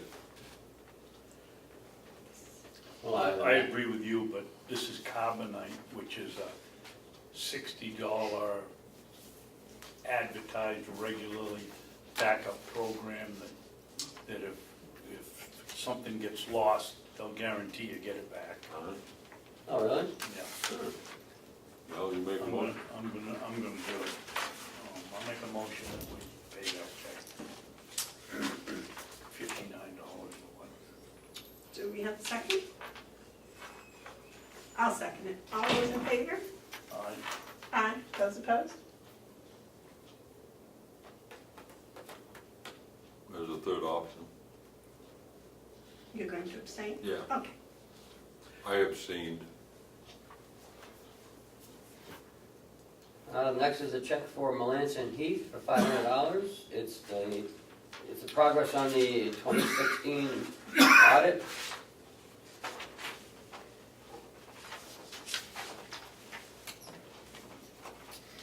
Ooh, this is a big one. Motion? Make a motion, we pay the pay the Melanson Heath progress payment. Is this a contract that's in place? Yes. Or- Yeah. I'll second. All those in favor? Aye. Those opposed? North Conway Water Precinct, $76,174.72. For what? Fire Water. suppression? Fire protection, Mm-hmm. water. Non-precinct fire protection. Yeah. They have their own water system there. That's from what I understand. Okay, so. Is that for 1 through 18 greens, or is that for fire I think it's protection? paid by the association. Or is it a Can I- 9 volt? Is the fire, this says fire contract, is the fire department, Under contract, does yes. the fire department come under the water precinct? in Conway? No, what you have here is a situation where there must be a contract between the Hales Selectmen in the North Conway Water Precinct, not the town of Conway. And that contract must be to provide fire protection to Hales. Oh, it says it's the same as the town of Conway's fee. They pay the same rate that the town of Conway pays. The town of Conway doesn't pay, well, let me see. I have to see it.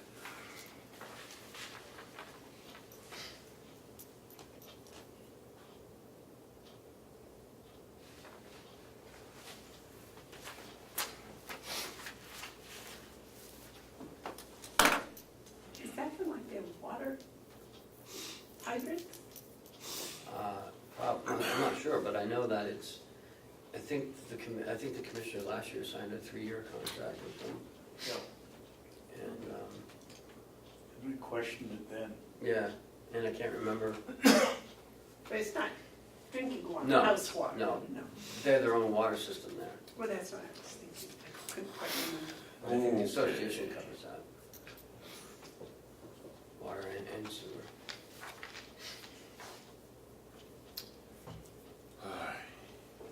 I'd like to see the contract, Okay.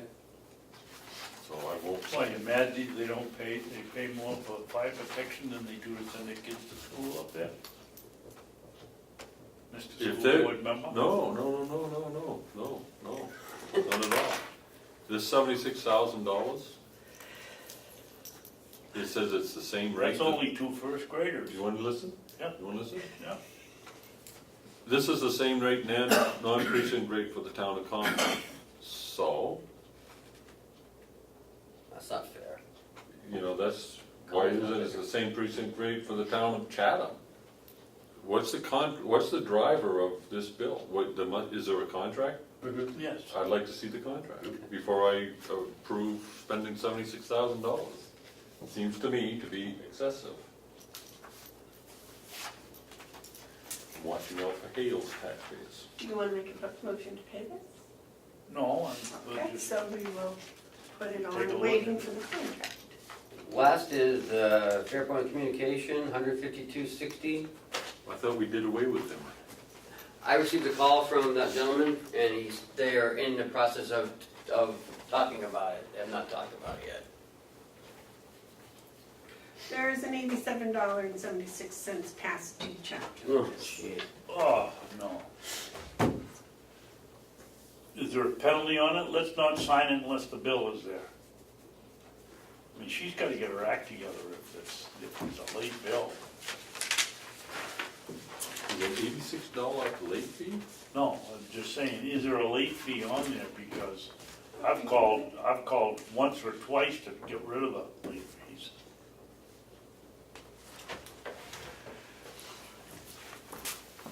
The total due charge was $91.42. The previous charges Same thing last month. were $239. They paid $152. There's a balance due of $87.76. Is it a late fee? Well, it was late last month then, because the same price as last month. Well, when does it say it's due and what's the date on the check? That's easy enough to figure out. What Total can new charges due are October 10th, 2017 for $152.60. And this check is $152.60 dated 9/22. Okay, so it's not gonna be late, so they're, You want to just pay it and get it done with? well, I don't think it doesn't indicate. Can we see it? Doesn't indicate there's a late fee, so, No, just the we're late getting charge. them out on time. late charge? Well, I assume it was a balance from the previous month, but I don't know if there was a late fee involved in that or not. To October.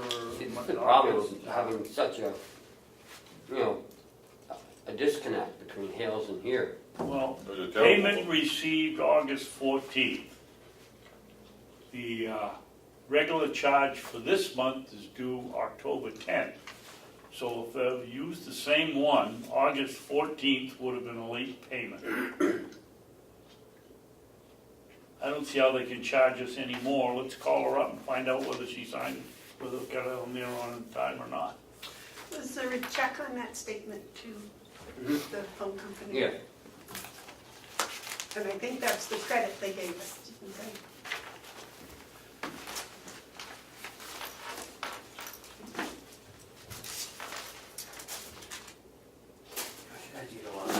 Is there a credit on there for $152.17? Yes. And there was still a remaining balance of $87? So why wasn't the $87 in this check? Total interest, This was the 28th of July. I don't see that there was any late charges.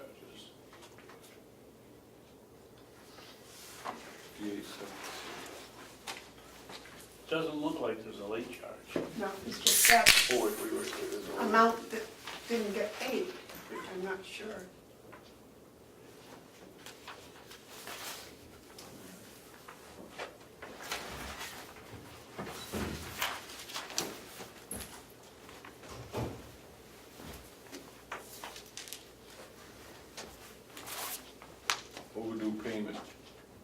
Overdue payment collection fee, $6. So there is. $6, yeah. And we're done with Verizon, right? Total tax. How many months we have to do this? This is, I called on the one, must have been June that was late, when she was in Florida. Association has not met yet. Okay, so $6, I'm not gonna get bogged down, but there's a $6 late payment in that. Hopefully this brings us up to date. I thought we were doing away with that phone, I did too. and we can't because, I talked to him last week. yeah, He called me about the other thing that we're thinking of doing. yeah. And he said he hasn't yet met with the association, but when he does, he will call me and let me know. Okay, so in the meantime, they get. You make a motion to pay this? I make a motion to pay this. Second. All those in favor? Aye. Okay, done.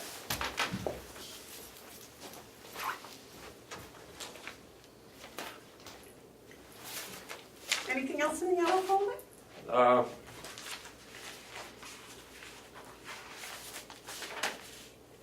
Yes, but it's non-public. Okay. Is it on this? Yeah. That's the one right there? Mm-hmm. Okay. Okay. Yep. That's all there is. Administrative updates. I have two. How's the cooking? Good. Delicious. On the front page of the Laconia Daily Sun this morning, or yesterday morning, nope, this morning, it says, granite splatter. They are small town struggle to confront big city drug problems due to short amount of money. Yeah. Not the granite hammer, the granite screwdriver, but the Granite splatter. And I talked to the sheriff yesterday. Our letter has reached ears. On October 18th, DMV Director Deputy Quinn is coming. And also a representative from the governor's office will be here to talk about that grant and our displeasure with it. Good for them. The $20,000 granite shield. Right. That is excellent.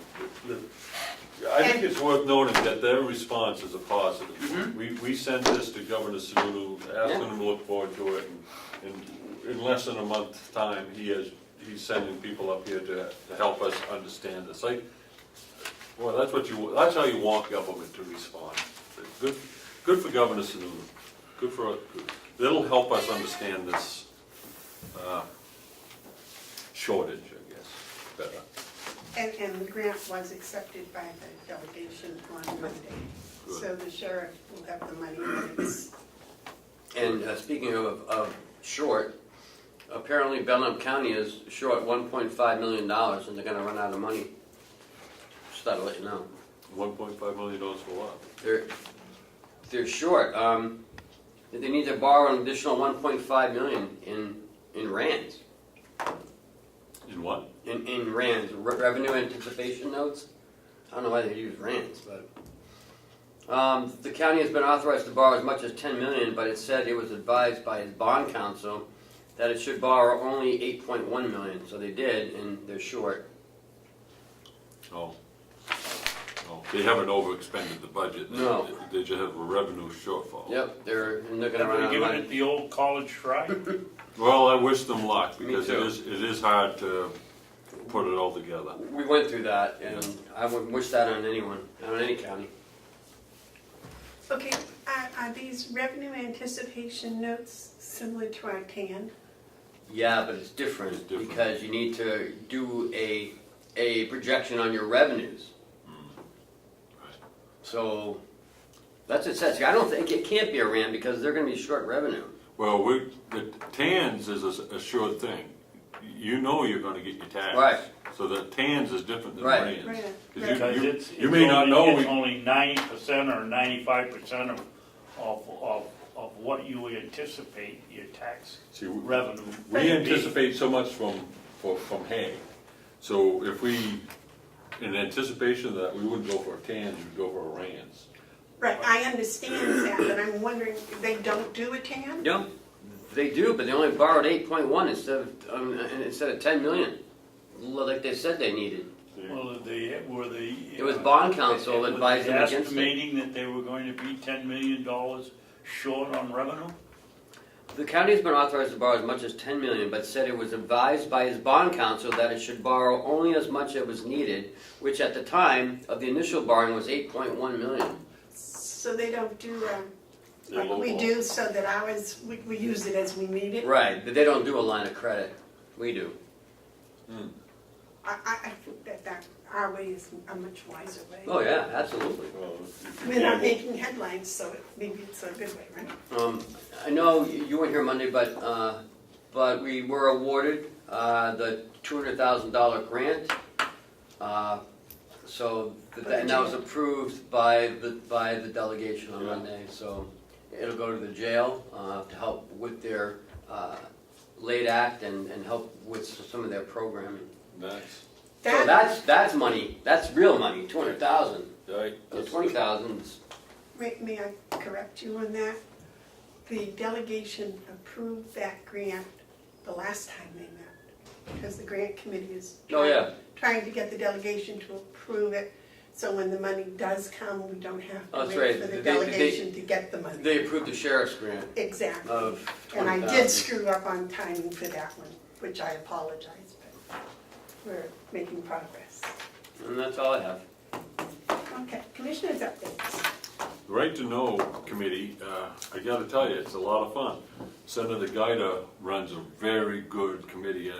There was a time when I said, well, there's a lot of work to get done before November 1st, but he has put our nose to the grindstone, and we're meeting every Thursday between now and November down in Concord. And I'm quite optimistic that we're going to see some vast improvements. But I also want to say is, from what I'm hearing everyone say and the whole problems with Right to Know, and I think it's because of the efforts of a lot of people that brought us to this point, including Representative Comeau, has helped us become what I believe is the most compliant government agency that I know of. Carroll County does it right. We do our meetings right. There's always room to improvement, but we do them open. We encourage transparency, and but the thing that we do absolutely right is the way that we manage our sealed minutes, our minutes of non-public. The way we do it will and does increase confidence in those people in the public who want to be able to get information without having to go through a lot of expense.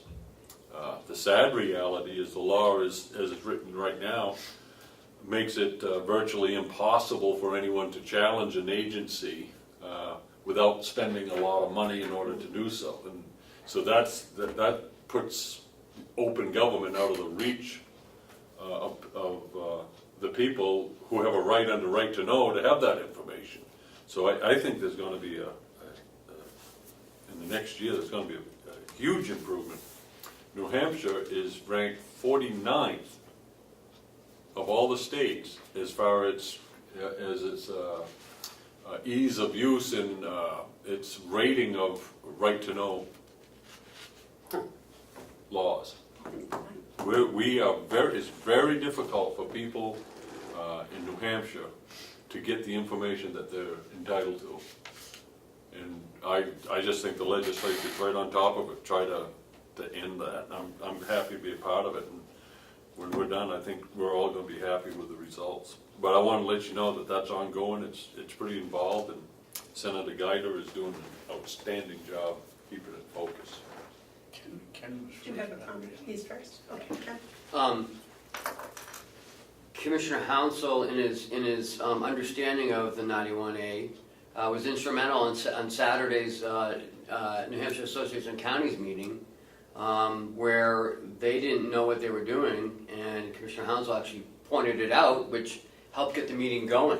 So Yeah, they couldn't even get off the dime. they couldn't, and Yeah. so you helped that, and I thank you for that. Yeah, you're welcome. I could see them struggling. They didn't know how to get to where they wanted to go.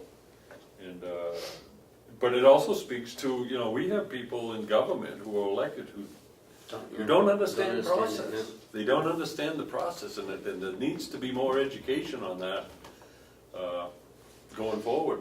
There's a provision of the law that says if an agency knowingly and willfully fails to give information out, that they can be held, they'll have to pay attorney fees. Mm-hmm. You can't prove this. It's very difficult to prove that a government official knowingly withheld stuff. And so the judges never award attorney fees. So there are people who won the case but had to spend $5,000-$10,000 of their own money to win something that should be handed over to them. Now there is something that we have to do, and I'm going to bring this up, is that when someone orders documents, they're responsible for paying for those documents, for the producing of those documents. The actual, if it's 5 cents a copy or whatever it is, and if it's 100 pages, that's 500 nickels, or 100 nickels, whatever it will be. If someone orders those but doesn't come and pick them up, then we produce them, and we eat the money. Yep. So I think that there'll be some discussion about having people prepay. If they say, well, we want 100 documents, and okay, that's going to be $20. You give us $20, we'll produce them. That way we're not producing them and then say, no, I don't need them. That type of thing. But that's not a huge issue. That's just it's just one of those things. It's a two-way thing. We shouldn't have a lot of unnecessary expenses on the agencies, but most important, it shouldn't be out of reach to, the citizen. Commissioner Babson? While we're on the subject, if this discussion of the assisted living vote by the delegation doesn't point out a real problem with 91A, I don't know what does. We have 15 members of the delegation. 8 is a quorum. So 7 of them can get together and decide what they're going to do, and then go to 8 through 15 and find one other person to switch their vote, and then they can come in here and vote 8 to 7 to pass whatever they want to do. We, on the other hand, can't even talk to one another until we come here in front of the camera and do that. That's a change in the law, though. That's because Yes, it would take a change. because what you have right now is the members of the general court they do not have to adhere to most of the right to know law. They don't have to have a quorum. They can meet in private, But that What is- the delegation did the other day, I wanna make this clear, they didn't do anything illegal. No, they didn't. I'm not They did just not saying- violate right to know. If all 15 of them got in a room and talked, they could do that, because the legislature gives themselves immunity. As the legislature, do they give themselves immunity as the delegation? I think it goes with them, because when they're sitting here, they're members of the general court. That's why they're here, because members of the general court. And so if you look at the constitutional provisions of a House member or a Senate member, they're quite privileged under the Constitution, and that privilege extends to superseding any law. So they have been very careful to make sure that they give themselves enough room legally to do what they do. I would question that. I think that you're absolutely right when it comes down to activities in Concord. But when they become a delegation, I would think that that would be a public body, not as the legislature is. I think you're wrong, Okay. but that might be, there may have been a case study already. John has his hand up, I think we might know. John? Yeah, what Those holding public office in most states are not allowed to hold second. the what? Those who hold public office in most states are not allowed to hold a second.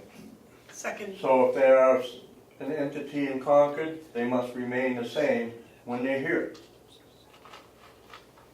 I think that's probably correct in New Hampshire as well. I don't know about most You're right. states, but I think they're here because they were elected to the House. The only difference I found in that is in some states they refer to them as members and others as persons. Are you saying that a member in House of Representatives can't hold another office, public office? Nope. But we have members of the House of Representatives that are also school board members and selectmen. Yeah, but but that's different. There's some offices in New Hampshire that you can't hold. You There are can't a few. You can't be a You can, commissioner, but most and you can't be a delegation member. Or a sheriff, or. Right. Right. And if you're, Jail and superintendent. the gentleman from Grafton County, Mike, he ran for executive council. Clients Yeah, Grimes this guy. guy. He, had to give up his seat. Ray Burton was both a commissioner and executive counselor. They changed that law 2 years, they called it the Crimes Law, that if he wanted to run for the executive council, he couldn't also be a commissioner. So now, under the law, you can't be an executive counselor in a county commission. After all those years of Ray Burton doing it. But in New Hampshire, you can be county commissioner, school board member. Because I am one. Well, that's why I was questioning what he Planning said. board or Or zoning. planning board or selectman. You can be a Selectman. lot of reps who are selectmen. I have a question. Number of them. Gene Chandler. I have a question. What if I came to observe your school board? Then we would have a quorum. No, because that's a chance meeting. You know, that's the other thing, is when we can meet, what we can say and all that stuff. We play it a lot safer than the law demands. We can have chance meetings. There's nothing that says that you can't come to the school. Okay, but. We can't make decisions. So, she's got a good point, I think. So she decides to go on whatever night you meet, she goes up there, and you're sitting on the school board, and she's in the audience, and something comes up, and she decides to make a statement of it, and you, being very loquacious, get up there and speak. Why isn't that? I mean, it's still not a chance meeting, it says a social chance meeting. Because I would suspect, I don't know, you're making a hypothetical thing, but I would suspect if I'm speaking, I'd be speaking as a school board member. Well, I'll bring that up because I saw in Wakefield, they have on their, I think it's the selectmen's meeting, that because one of the school board members is on the selectmen's meeting, is a selectman also, that it says there may be a quorum of selectmen here, or a quorum of school board members. by chance at the meeting. Yeah, But they put that on the bottom of the announcement, that's part of the announcement. And I was wondering if we should do that when we have, like I have the Lands Committee meeting is going to meet this Thursday, and I would expect you're going to be there. Should we put that on the bottom, that there might be a quorum of commissioners there? It's never safe and wrong to play it safe. I know the selectmen up in Comeau, when they had the Gasset meeting, did that. They put a notice out that there may be a quorum of selectmen at the Gasset hearing, and there was. But That's how. there's nothing wrong for a little bit of ink on the bottom of a piece of paper. It's always good to Right, play it I mean, safe. it may not be 100% required, but it certainly would be. It shows the intent to not to, not Not to, hide. we're not hiding. Look, we may end up being in the same room together. You may want to come watch us. So, under, not a meeting, under the Attorney General's ruling, or his expression of it is, chance or social meeting neither planned nor intended for the purpose of discussing matters relating to official business, and at which no deliberations are conducted and no decisions are made, are specifically exempt from the open meeting requirement. So she could come to the County School Board, and it doesn't matter. Right. We're not, As long as you don't start discussing about the county business and deliberating on it. yeah. Now, the Lands Committee, well, the meetings we're having are supposed to be listening sessions, they're not supposed to be discussions, so that would not require it either. I don't think it's required, but again, it doesn't hurt to Probably. play it safe. Sorry, I thought you were talking to them. Well, on the Lands Committee listening session that we're going to have in Conway on Thursday night, and I would expect Mark and maybe David to be there. It's a listening session, it's not supposed to be any kind of a discussion. So under that law, if the three of us were there, even though we knew we were going to be there, because there's no discussion, we're covered. But I'm thinking that it might be nice to add that little blurb like the selectmen did, if we could, to our announcement. Do you have that posted on the website? Could you just add that little blurb to it, please? The right to know law does not apply to isolated conversations among less than a quorum of individual members outside of public meetings unless the conversations were planned or intended for the purpose of discussing matters related to official business and the public entity made decisions during the isolated conversations. The very front is less than the quorum. Right. All right, so But- if I'm going there, then We're that is a a quorum. quorum. So it should be noted that the. But then it goes on, such meetings may not be used to circumvent the spirit of the right to know law. Therefore, if official deliberations occur, or if decisions are made at such gatherings, or if the gathering occurs on a regular basis, a court may determine that they constitute improper meetings under the right to know law. So if this isn't if it doesn't occur more than once, then I wouldn't worry about it. But if you're on the safe side, maybe post it just in case. I would post it because it's a hearing on county matters. I I don't thought think that we was would be school doing any deliberating, but it's always, I think I'll just do it, and I think I'll ask the county extension to also do it. Just to put it on there, just so it's above board, we have Yeah. no questions that there's anything going on. Anyway, yes. I just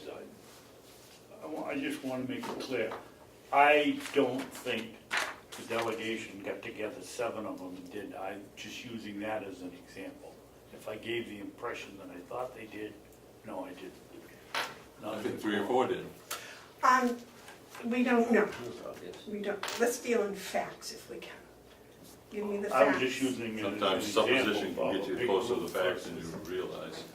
But I want to make sure that we're above board and people know that, they might walk in and there might be 3 of us there. Okay. Other commissioner updates? David, Yeah, I just have one quick one, not an update, but how is how did the change over to fiber optics go, and is it working better? The change is, it has happened. We did have issue with, hate to say it, the Kronos timekeeping system. But that is back up and everything's going fine in this building. Is it quicker? The internet is quicker. Would you agree with that, Cheryl? Yes. Any quicker? Okay, Commissioners, anything else? Okay, I have a couple of updates. First of all, the Carroll County Lands Committee meeting met last Saturday at the Molten Borough Library at 2 o'clock. There were approximately 20 people there. There was, ideas were presented for about an hour and a half. A lot of good input. I am very pleased with the variations. And I was sorry to hear that a patron of the library was also having a funeral service at the same time. So the turnout probably wasn't quite what I had expected. We are having the third one at the Gibson Center this Thursday at 7:30 in North Cornwall. Why is it so late? We had two on Saturdays at 2 o'clock in the afternoon for those people that like to come out during the day, and then this one is for people that need to come out in the evening. 7:30. 7 o'clock, I'm sorry, 7 o'clock. Well, Thank you very much, gentlemen, thank you, 7 o'clock. Even 7's better there, but the 7's better than 7:30. Okay, well, it's 7, Okay, I'll change that right now. okay. And the, let's see, so we took care of the Gibson Center, we took care of that. Last Wednesday, during the Nunn meeting, there was this discussion started about a package, and we decided that wasn't appropriate, and I said we'd bring it up today. Are you prepared with that, Ken? No? What happened to the package? Package of what? What happened to the package, Ken? It's downstairs in my office. Are the commissioners going to be allowed to have it, or? They will not be allowed to have it. It contains medical information that you don't need to, I don't think you need to see it. So. probably That won't- was all that was in it, was medical information? No, there was some other stuff that, again, you know, I don't think, I know what he's talking it's not relevant to anything that's happening here. And It was addressed to the commissioners? it was addressed to Amanda Bevard, County Commissioner, Chairman. Amanda Bevard. That's all I'm going to say. And gentlemen, you had a copy of the cover letter, I think, that said that it should be shared with the commissioners. about. I didn't see it, I haven't read a lick of that thing. I did not Well, look I at it. texted you each a copy of Oh, the You cover did? letter. I didn't see it. I didn't see it. It's in your text. It's in, I texted it to you. You did? When? fine. Probably last Thursday. On a text message? Mm-hmm. Is that the same as an email? No, What day was Well, I last, wouldn't have gotten it. what was last Thursday? What date? 20, 6 days or less than this, so it was about the 21st. 21st. How'd you would get you that? like to wait until next week to discuss it until you've had a chance to read that? I guess, because I don't see that I have it. I'm looking for. Can I ask how you got the cover letter? From the person that sent you the package, Okay. that sent us the package. Great. Or did they sent you another? Well, obviously, I she must have called. Contacted the person and explained that we had not received it and we were going to discuss it today. I'm looking at And all. and I asked if I it told was, her. who it was addressed to, and she said it was addressed for the commission, I'm looking at, and sent me the cover letter, and I sent that to you. I'm looking at all of it, and I don't see that I received it as a text message. I don't. That's Thursday.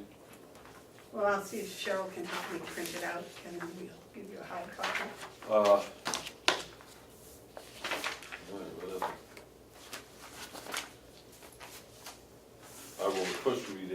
hitch I get from you. Okay. Do you want to put that? All right, so we'll wait until next week to discuss that. Okay, that's the end of my clock dates. Anything else, anybody? Yes. Just for, information's sake, 500 bundles of wood went up to White Lake yesterday. Had some trouble getting the handles, but I guess they came in and they got them shipped up and they went out, so. Is, There's another $1,500 for wood. how much is left for our contract with them? There's no contract. Well, their agreement, we agreed to give them something. I don't think so. No? We agreed to give them whatever they can take, whatever we can produce. Okay. So there's no way of saying whether we're on track or not. We just go by the revenue projections. And while we're at it, what are we gonna do about the hay? We gonna unload I'm not the barn? talking 40 minutes on hay prices. You guys can talk about that. That was Shall we ridiculous. advertise what's left? How much money have we brought in on hay? 40,000? And how much did we? No, we don't have, yeah. We had We're at 30,000. 32,000 was our projected revenue? I think 30 was. Did 30, I think. Did we get more than projected revenue? No. No. What was yesterday, Monday? We have some in the barn? Yes. Oh, yeah, we got, what'd he say, 1,000 or 2,000 bales left in the barn? Should be getting, We've got, total sold so far, 17,878. and we have 1,000 bales in the barn? I think that's what he said. And we 1,000. might be able to get about six. Isn't there a bunch waiting to be delivered? Isn't there some? They waiting want be us to delivered? sell it now. and Yeah, in the barn, 1,700. rather than $1,700. February, where we can get. Waiting to be bucket, delivered or bucket. has been delivered? Wait, Well, that's been paid for, but has not been yet delivered. Chandler made the point of the budgetary issues because it's, You know how many we've bales of hay scheduled the they- revenue this year. He we had don't get it until 8,292 bales. And that's gonna cause Okay, a that's budget where I got problem. the yeah, 40,000. but we have more revenue if we wait. Yeah, that's why I figured.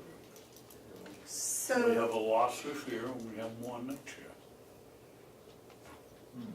see, that's the way David does his. David keeps all his hay until spring, and then when he has customers like me that run out, he can basically charge anything he wants. Well, they don't. Well, so we don't on the books list that as a, we probably can't, an accrued basis No. as a Well, fix, as an asset, an because inventory asset. normally it's gone before October even gets here. Normally, but he hasn't had time, he told me. But to yeah, go but what deliver David's it. saying is if we sit on it, we get more for it. Right, Oh, yeah. Why isn't that the better business plan? oh, absolutely. I kind of think that maybe we have a limited amount of storage. So I'm thinking what we should do is fill our limited amount of storage and say, yes, we're going to hold that until February and sell. Well, we're done Correct. filling. Right now, whatever we got, that we're not gonna add any more to what we have now, not this Right, we're year. finished. So why wouldn't it be more profitable to sit on it over the winter to sell it in the spring? It would be, but Then- Chandler's, You're looking at the budget. McConkey wants to empty the barn so he could store things in it. They can work Chandler on doesn't wanna have cabinets. the overlap of the budget. Store what in it? Equipment. That's what he said. tractors. No, that's where we put our hay wagons, we put the balers, the rakes in there, And you can't because you have hay in there? no. We can, we just never had any left over. This will probably be the first year we have it left over. See, they're talking about a deliberate leftover. Because I'm sure if they advertised it today, they could get it all sold before. Absolutely. But David's talking about, let's deliberately hold some of it and not sell it. I agree with them. And sell it in February. When we get more money. Yeah. Yeah. I would think that makes all the sense in the world. We have an asset that if we sell it in November, we'll have less than if we wait 3 months and sell it. Right. We've never done that before, have we? Deliberately held it. Because the theory here, it's my understanding, and correct me if I'm wrong, is that everything is done on an annual basis. Yeah. Everything gets gone, finished, done, spent, whatever, annually, by the end of the year. So to do a 5-year plan or even a 14-month plan is not acceptable. It has to all be in the January to December plan, which I find totally baffling. Well, you can do a plan, it's just gotta be, you just gotta spend the money by the end of the year. Okay, Like, this isn't spending it. we're $13,000 short on our hay revenue projections for this year if we don't sell any more hay, right? No. Yeah. Yeah. You have 17,000, we were projected 30, we brought in 17 so We'll far. have 17,878. Right, or So 18,000, 18,000. and we projected 30? Yep. All right, so that's $12,000 that we're short if we don't sell any more Selling more, hay. right. So let's work with that. We're not gonna sell any more hay, so the books will show that our revenues projections for hay is $12,000 short. Okay?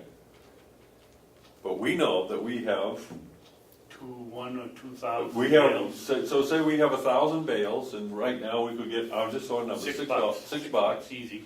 but in February we could get 7. Seven. 725? I'm not selling it now. Okay, I am totally confused.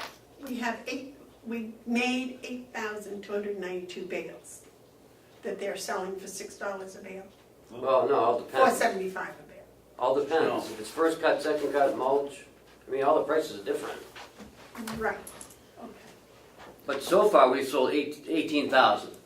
And we need 30,000 to make our revenue projections, Which we're not which gonna we're make, not gonna make. whether we sell it in November or not. Right. Well, so, But why give away? $3,000. okay, I'm confused, because if we made 8,000 bales, we should make our $30,000. Yeah. Yeah, we should. Okay, so, Well, 6, 8 to 48, so that'd be 48,000 just at $6. that's what I'm saying. So what I'm thinking is if we could figure out what would give us our projection, 30,000, and the surplus of the real expensive second cut, we keep in the barn and then sell that in February. We didn't get a last second cut, and I believe Will told me all that's sold, so I don't, Oh, we sold that I first. think so. Okay, so, All right. Well, first cut anyways, but not mulch. There's no point in keeping mulch. when we talk about plumbing, I appreciate it that you listen to me. When we're talking about selling hay, I think I wanna listen to you guys. You know, I think we should sit on the hay just because it makes good mathematic sense. So I agree with you, but what do? Take a potential 2,000 or 3,000 loss this year and under budget next year, knowing that if we do this next year, we not only pick up the 3,000 or 2,000 that we lost this year, but get more next year? Yeah, something like that. It'll be a 2-year thing, but yeah. That makes sense to me. I think we need to check with Will and see for sure that all of his orders he took in May have been taken care of. And then find out how much is left and then say we'll put whatever Thinking a little bit to be advertised in February. outside the box. Why couldn't we next year when we budget, knowing we're gonna get 8 or 10,000 bales, budget as if we're getting 4,000, and then put the other so we're gonna get revenue for 4,000 bales versus 8,000 bales. And then the next year, we do the same thing, we put in 4 and get, and use that figure, so or don't sell, or don't sell half of the 4,000 from this year and make sure that it stays there for next year and sell it, so we don't get out of phase with the budget by 6 months, which is what's happened every year. The best thing we can do is put our asset in the barn until it reaches its full potential and sell it. That's what I think. However the calendar works, the calendar works. How much room, how much can they store? I don't know, Although, both sides of the both barn, sides, probably 4,000 or 5,000 bales. because all we use Well, is not just the with- middle. Not with the trailers and everything else in there? Yeah, Oh, they can? yeah, because we just use the The middle of the sides. barn, right. And then you put your, store your Equipment in the equipment in the middle, and you can still get to the hay to remove it, Yeah, probably, yeah. maybe pull something Maybe out. take a tractor out or something, that's no big deal. But, I mean, there are many revenue accounts that are gonna be well over, you know, expectations. Well, even, that isn't really, you know, that's good to know, but this is, it's, Can we transfer revenue lines? no, you wouldn't want to do that. It's, the bottom line's gonna look real good. Yeah, it's all gonna balance out. But as far as how do we maximize income, revenue from the hay, wait till February. Is what I'm hearing. So, wait till February. What do we need to do that? Just do that, or? Make sure it's in a waterproof, It's in a Yeah. dry spot, that's all, and it is. So we don't have to take any action. We don't have to order the hay being sold in October. No.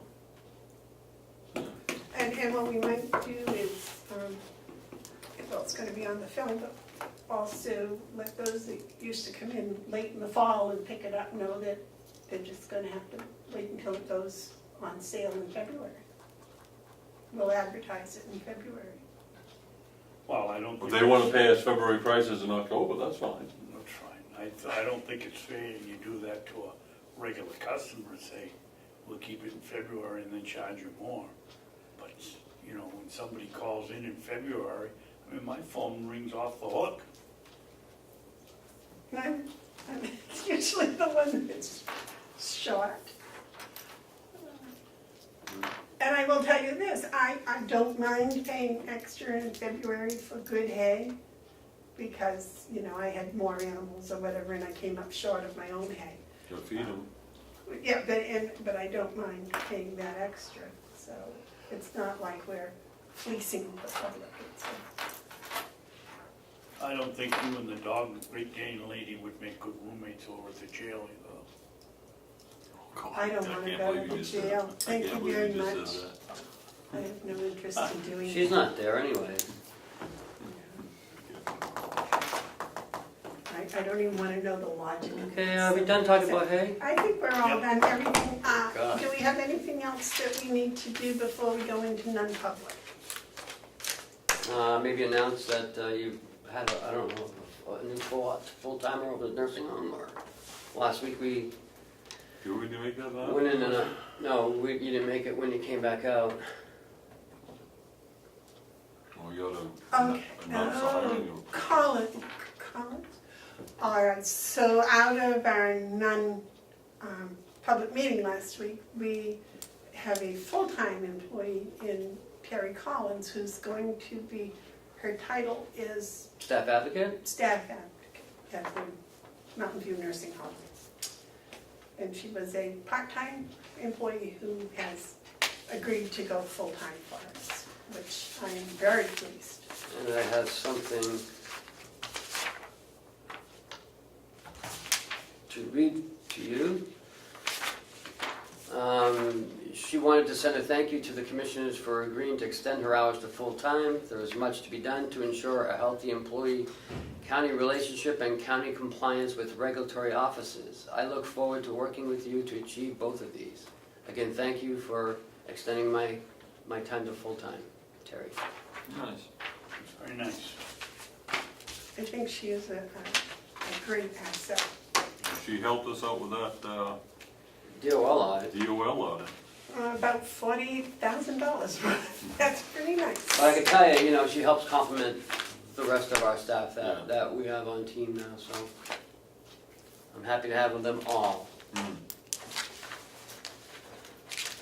So anything else before we go to non-public? You want to read this in? No, I'm all set. My only comment was about the fiber optics, and Ken said it's going good. You want to read this in? Okay, I'll read that. Oh, it's on your paper, isn't it? I'll make a motion, we go into non-public under RSA 91-A:3, paragraph 2, parentheses C, matters which, if discussed in public, would likely affect adversely the reputation of any person other than a member of the body or the agency itself. You want to do a roll call, please? I would just also, that this is session 1. Well, I don't think there is another session, so, Well, let's call it session 1 anyway, okay. because I've seen sessions. Roll into another one. Session 1. Second. Commissioner Hounsell? Yes. Commissioner Babson? No. Commissioner Bevard? Yes. Ken, how long will this take? I don't know, probably 3 minutes. What? Can we seal the minutes from the non-public first? Did we keep any of them sealed? Do we need to? Okay, we're in public session. I make a motion that we seal the minutes of the non-public session. For now. Did we seal any of them? Oh, no, we wouldn't, because all we did is unseal minutes. No, that's what Okay, so I make a motion, Make sure that we, I make a just make sure that we unseal. They're all unsealed. Okay, that's they're all all we want to, go ahead, Mark. so what's the motion now? There's no need to seal There's the no- minutes there's- because. There's no motion made, okay. All we have to do is say we approve the minutes. Good Lord. Non-public minutes. We still do a very good job. We do, but, man. All right, I'd like to talk about what happens to mail that comes to this office. If I get mail addressed to me and it comes to my house, I open it. If mail comes here, I like to have it looked at before it is presented, unless it should say something to the effect personal or personal and confidential. Then at that time, I think that document should be opened by the person it's meant to go to. But in the everyday business world, a lot of mail comes in. I think all mail should be opened and looked at prior to us seeing it, so that it can be presented to us in some sort of context.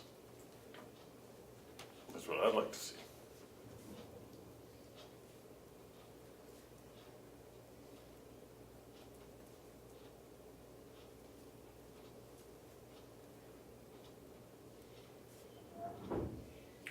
To be presented, okay, I was making a motion, that mail addressed to a commissioner, unless marked private, will be opened and dealt with appropriately, or? Will be processed first by having staff open it. And that will begin whatever process is needed based on what's in the document. A couple of reasons for that. One is we need to have a handle on communication better than we do. And the other is we need to put everything that we get into context. If someone writes us, for example, that they're interested in the blueberries, it would be good for Ken to be able to say, all right, we have an issue with blueberries and this letter is part of it, and we go from there. I think it's just good business.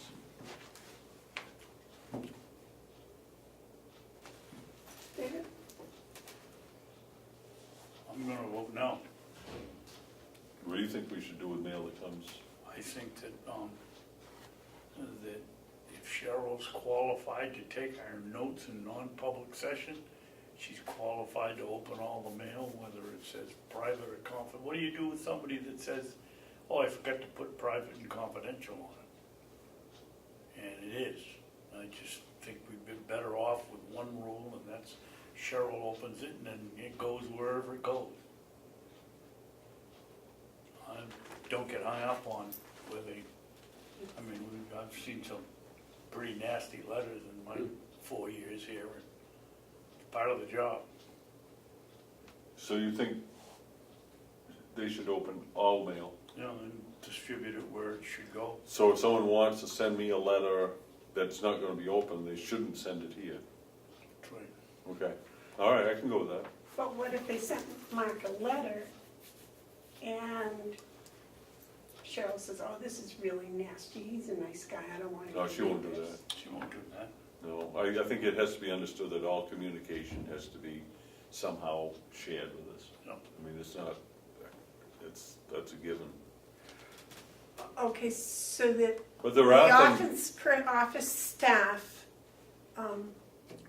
will be opened by the office staff and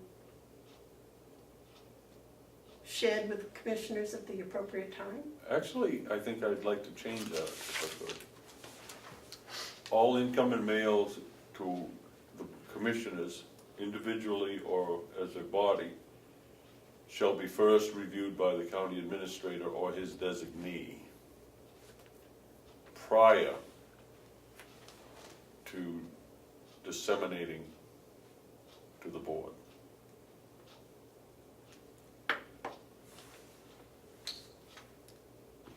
In other words, he looks at it, or he can say, Cheryl, you open this, or he could say, Deanna, you open this, or whatever. But then he's looking at it saying, okay, this has to be presented to the board in this context. I don't want it not to be that we're not going to read the mail, but that it's going to be read decently and in order. And I The don't way the good book says to do it. And I don't want it read by too many people, so it would Right. either be Ken or Cheryl. Or his designee. Where I have it, I mean, I'm sure it would be. I hope his designee would be Cheryl. Well, I would too, but Cheryl may not be here that day. To determine whether it should be presented to the commissioners in a private or public session? Yeah. Well, yeah, whatever it is, to be disseminated, I think, in the proper manner is the way to do it. That certainly covers it. Proper manner would be, is it proper going public or non-public?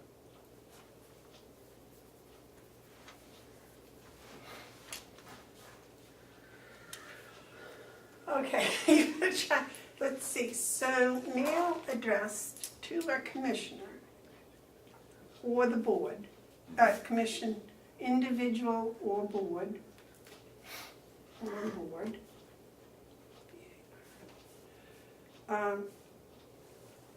shall be opened, Shall be first opened.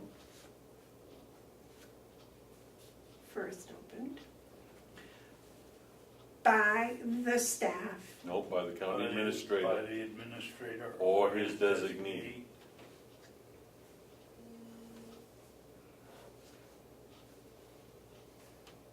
Why don't we just make it the county administrator?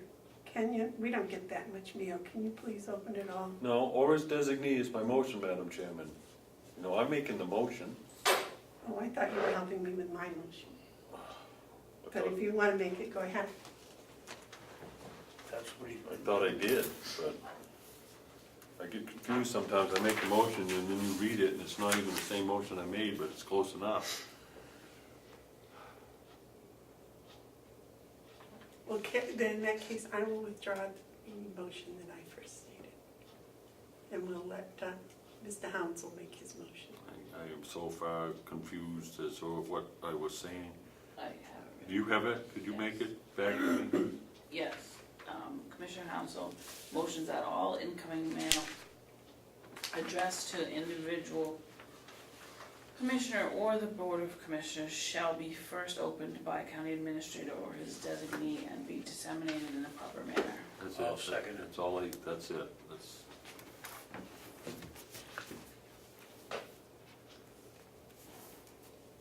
Okay, the motion has been made and seconded that all meal addressed to the commissioner or the board shall be opened by the county administrator or his designee and be, was the word disseminated appropriately?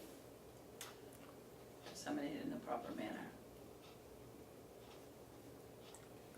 Okay. Is there any discussion? All those in favor? Aye. Any opposed?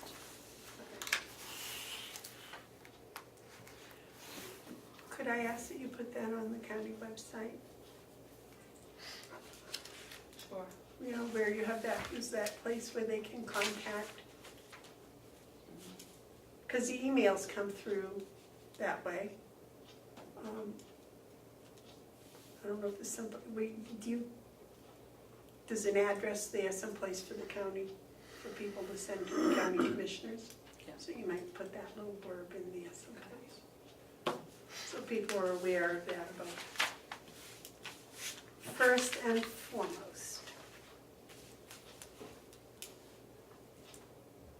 And can I trust that you will notify us when something like this occurs and what your decisions are on it?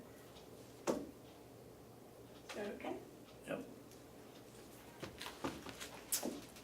Anything else to come before this board today? Make a motion, we adjourn. All those in favor? Aye. Those opposed? Okay.